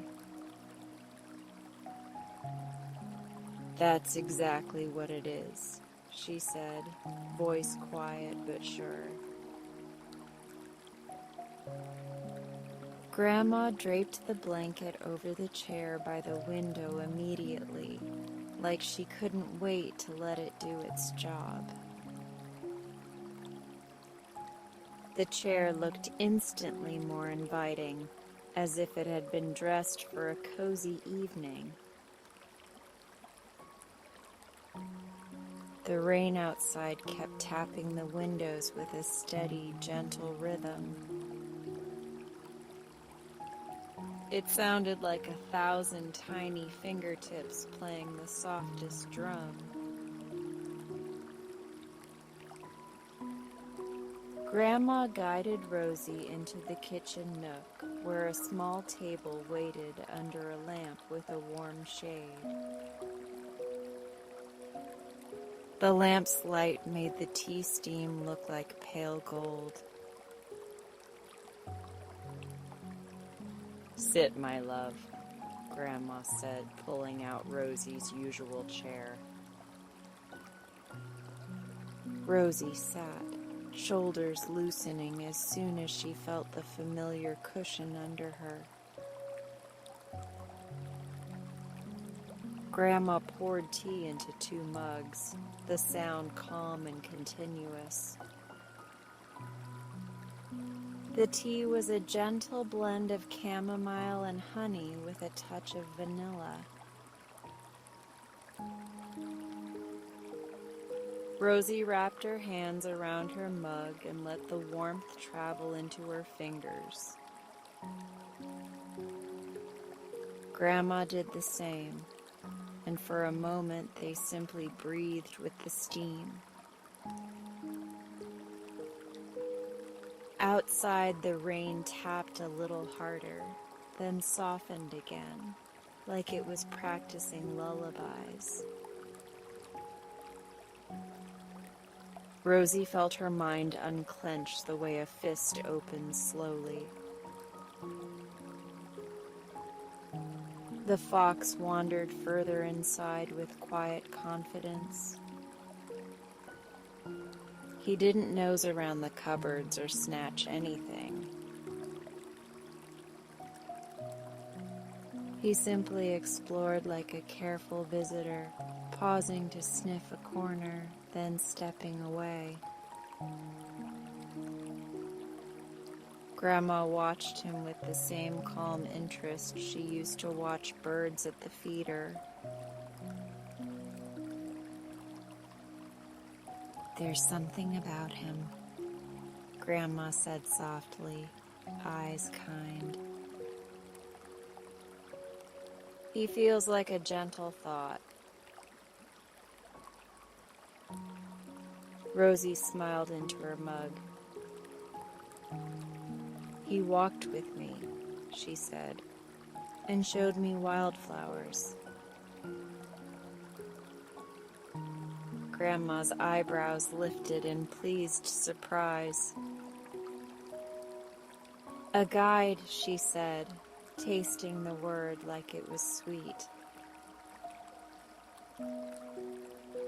Rosie nodded, remembering the meadow's soft colors. "He just wanted company," Rosie added, as if that simple fact mattered the most. Grandma took a sip of tea and hummed with satisfaction. "Well," she said, "company is a very reasonable thing to want." Rosie felt a small warmth spread behind her ribs. The cottage made wanting feel safe. The fox padded toward the hearth, where the fire was low and steady, more glow than flame. A woven basket of kindling sat nearby, and beside it was a thick rug that looked wonderfully soft. The fox circled once, then twice, as if deciding how to place himself in the coziest way possible. Then he curled up neatly, tail tucked around his paws like a scarf. Rosie watched him, eyes softening. He looked exactly like a quiet house pet who had always belonged near warm fires and gentle voices. The rain tapped the window again, and the fox's ears flicked once, then settled. Grandma smiled as if the whole moment pleased her deeply. They sipped their tea slowly, not as an activity, but as a shared quiet. Rosie let her shoulders drop further with each sip. Grandma's presence felt like a blanket all its own. The kettle made a soft clicking sound as it cooled. The fire made tiny settling noises like wood exhaling. Outside, the rain kept its gentle tap-tap, never sharp, never dramatic. Rosie felt like she had stepped into a pocket of time that didn't rush. Grandma reached across the table and touched Rosie's hand lightly. "You always bring the right things," Grandma said. Rosie blinked a little shy. "It's not just the biscuits," Grandma continued. "It's the care." Rosie's chest warmed again. She looked down at their mugs, watching the steam curl up like gentle thoughts rising and floating away. "I like bringing comfort," Rosie admitted. "It makes the world feel softer." Grandma nodded with quiet pride.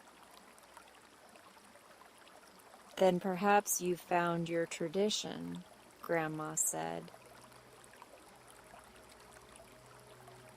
Rosie tilted her head, listening. Grandma's eyes twinkled. "A comfort delivery," Grandma suggested, voice warm as the hearth. "Not just for me, but for anyone who needs a little tenderness dropped at their doorstep." Rosie's imagination opened wide like curtains pulled back. She pictured delivering lavender sachets to Mrs. Lark, who always said she slept lightly. She pictured bringing warm rolls to Mr. Finch, who lived alone and often forgot to eat something sweet. She pictured leaving a small knitted square on the bench at the bus stop for someone who looked tired. She even pictured bringing a tiny jar of wildflower honey to the school teacher who kept cough drops in her desk. The ideas didn't feel like chores. They felt like little lanterns she could carry around town. Rosie smiled, and her smile felt soft and full. "I could do that," she said quietly, as if saying it too loudly might turn it into pressure. "I could make it simple." Grandma nodded, pleased by the word simple. "Simple is powerful," she said. "Especially when it's kind." Rosie took another sip of tea and felt the idea settle into her like warm bread. The fox lifted his head slightly, as if he'd been listening in his own way. His eyes met Rosie's for a moment, calm and bright. Rosie wondered if he understood that she might walk the path again soon. She wondered if he liked the idea of more company days. Grandma stood and moved toward the hearth, careful and steady. She crouched slowly and placed a small dish of water a short distance from the fox. The fox sniffed it, then drank quietly. Grandma returned to the table, satisfied. "See," Grandma said softly, "he's polite." Rosie laughed under her breath. "He really is," Rosie agreed. "And he's brave in a gentle way." They talked for a little while longer, but the conversation stayed light. It was mostly small stories and cozy observations. Grandma told Rosie about the new neighbor who had brought over bread as a hello. Rosie told Grandma about the meadow and the star-shaped flowers. Outside, the rain began to soften. The taps on the window spaced out, like the sky was getting sleepy too. The cottage felt even quieter, like it was settling deeper into its own comfort. Rosie's eyelids grew heavier without any effort. Grandma noticed. She always noticed the small shifts in Rosie's face, the way a yawn changed her cheeks, the way calm changed her eyes. "You can rest here as long as you'd like," Grandma said softly. "There's no need to hurry back in this weather." Rosie nodded, relieved. She wasn't tired in a sharp way. She was tired in the gentle way that means the day has been full and the body is ready to soften. The kind of tired that feels safe. Grandma rose and carried the mugs to the sink, rinsing them with slow, unhurried movements. Rosie watched the simple rhythm and felt soothed by it. The fox settled deeper into the rug by the hearth, tail curling tighter around his paws. The firelight flickered across his coat like warm brush strokes. Grandma returned with the dusty rose blanket and draped it around Rosie's shoulders. The yarn felt thick and soft, and Rosie felt proud in the quietest way. "It's perfect," Grandma whispered. Rosie leaned back in the chair and let the blanket hold her in place. The window beside her showed a blurred view of the woods. Raindrops gathered and slid down the glass in slow lines. The world outside looked like a watercolor painting. The cottage inside felt like the safest room in that painting. Rosie listened to the last soft taps of rain. She listened to the quiet crackle of the fire. She listened to Grandma humming a tune so low it barely became sound.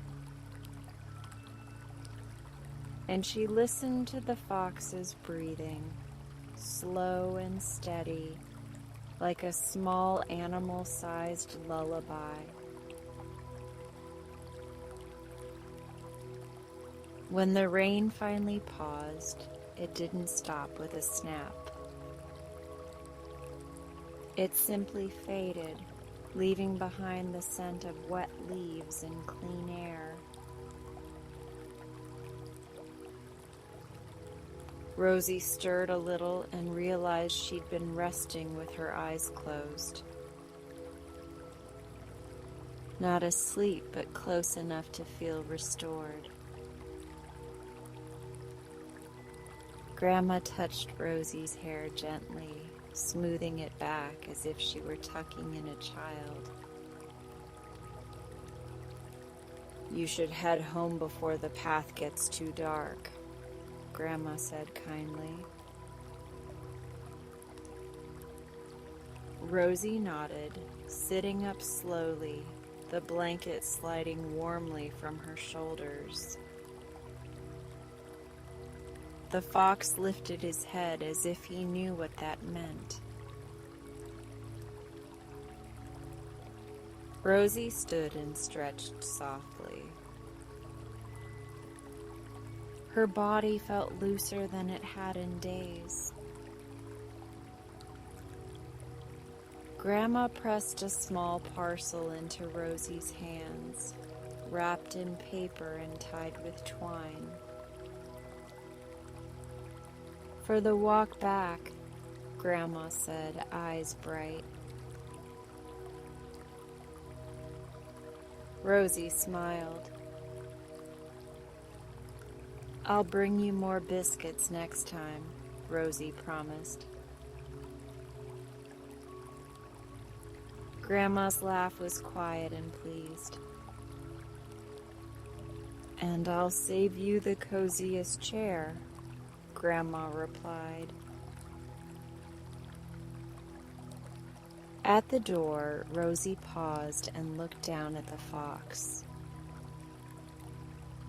He stood, stretching in a long, slow line, then shook his coat gently, as if resetting himself for the trail. Rosie opened the door and felt cool, fresh air drift in. The forest smelled like it had been rinsed clean. Grandma waved from the doorway as Rosie stepped onto the porch. Rosie waved back, her heart full. The fox trotted down the steps first, then looked back to make sure Rosie followed. Rosie chuckled softly at the sight. They returned to the stone path and then to the acorn-marked trail. The forest felt different now. Not unknown. Not mysterious. It felt like a neighborhood. The trees stood like familiar houses. The ferns looked like friendly garden fences. Even the puddles felt like old acquaintances reflecting the sky. The fox walked beside Rosie again, calm and steady. He stayed close enough to feel companionable and far enough to feel respectful. Rosie noticed he always paused when she paused. He always matched her pace without being asked. At the first marker post, Rosie stopped and touched the painted acorn with one finger. It felt like a small promise.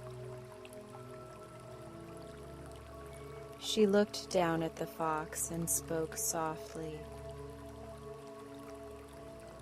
"Next time," she said, "we can look for new wildflowers again." The fox's ears perked. His tail gave a single slow sweep. Rosie took that as a yes, even if yes was simply the way he stayed beside her. They walked on together under the quiet canopy. By the time Rosie reached the edge of town, the sky had turned a soft blue-gray, like a blanket laid over the day. Lamplight glowed in windows, warm and welcoming. Rosie felt the comfort delivery idea settling into her like a new habit she'd always wanted. It didn't feel big. It felt doable. It felt kind. It felt like something that could make ordinary days feel gently special. Rosie imagined a simple schedule, 1 day a week, maybe 2, where she'd pack a basket and choose a doorstep.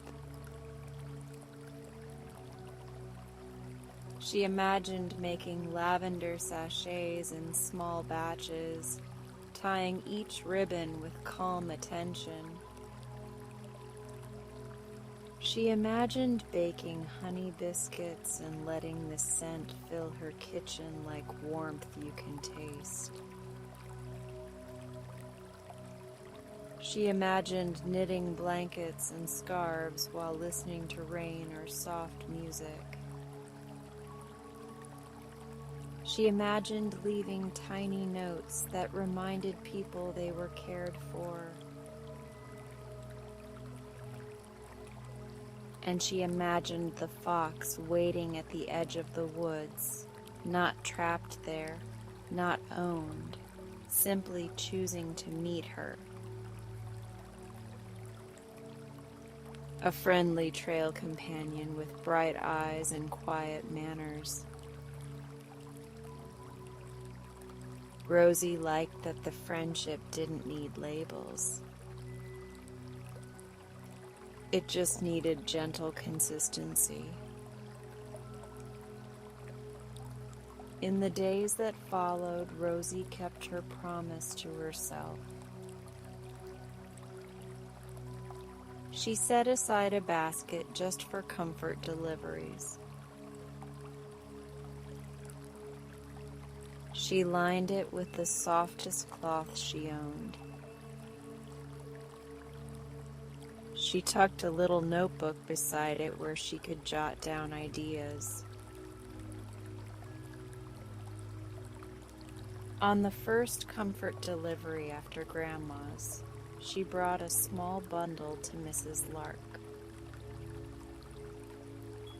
It included lavender sachets and a note that said, "For lighter sleep and gentler dreams."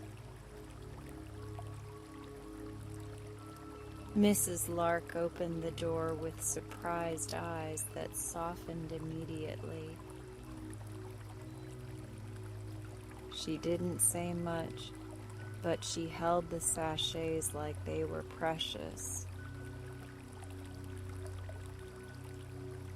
The next week, Rosie delivered honey biscuits to Mr. Finch.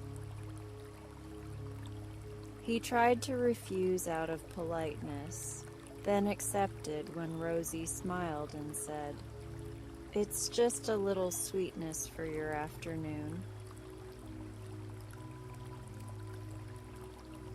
He ate one right there, and his shoulders lowered as if the biscuit reminded him how to be human again.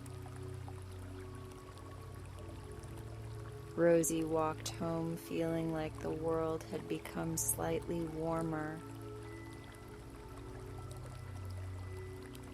Each time Rosie headed toward the woods with her basket, the fox appeared.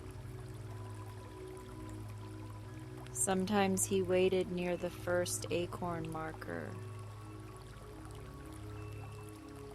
Sometimes he emerged from the ferns as if he'd been there all along. He never startled her now. He felt familiar, like a quiet friend who understood her pace. He walked with her as she made deliveries, stopping at a respectful distance whenever she stepped up to a door. When she returned to the path, he resumed his place beside her, calm as ever. Rosie began to look forward to that steady companionship as much as she looked forward to the deliveries themselves.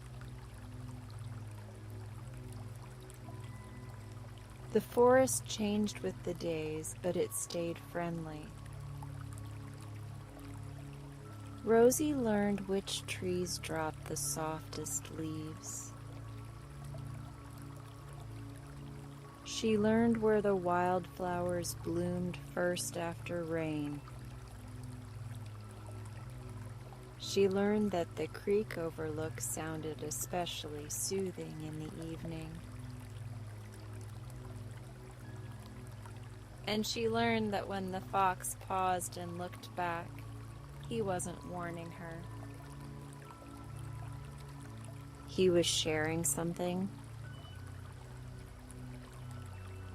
A mushroom patch. A cluster of star-shaped flowers. A spot where the sunlight fell in a perfect warm square on the ground. Rosie began to feel as if the woods were introducing itself to her, one gentle detail at a time. Not as a place to fear, as a place to belong.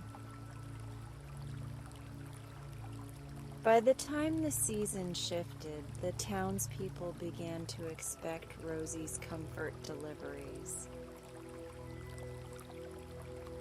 Not with entitlement, with gratitude. With softened faces and quieter voices at their doorways. Some people began leaving small comforts for Rosie in return. A jar of jam, a knitted mitten,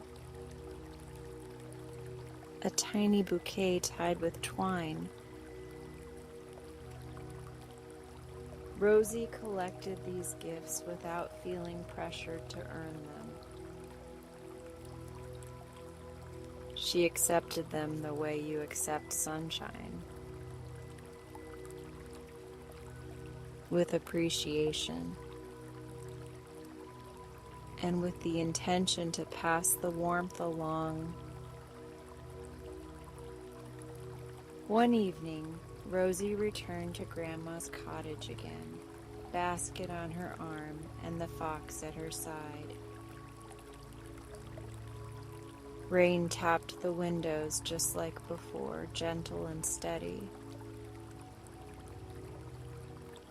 Grandma opened the door with a smile that said she'd been expecting this exact kind of evening. The fox trotted inside as if it was the most natural thing in the world. He curled up by the hearth again, tail tucked, eyes half lidded with comfort. Rosie and Grandma sipped warm tea again, hands wrapped around mugs like they were holding warmth itself.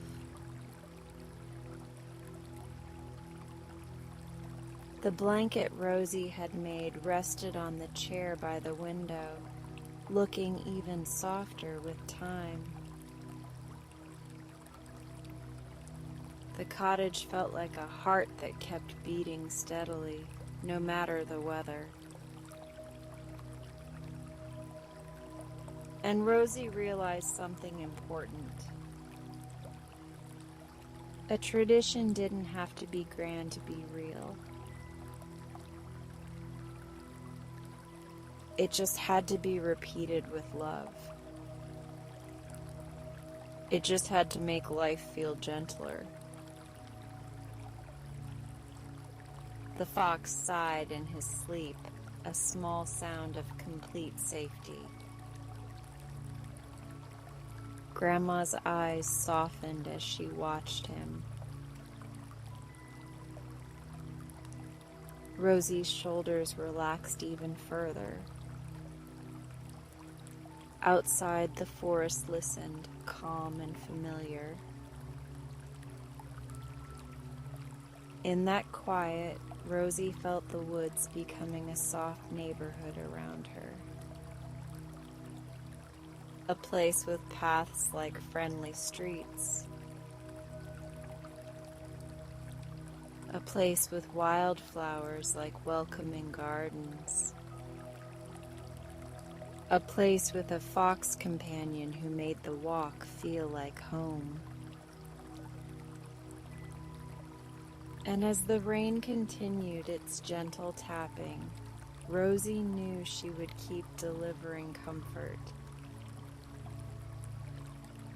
Not because she had to, because she loved how it softened the world. Because it softened her too.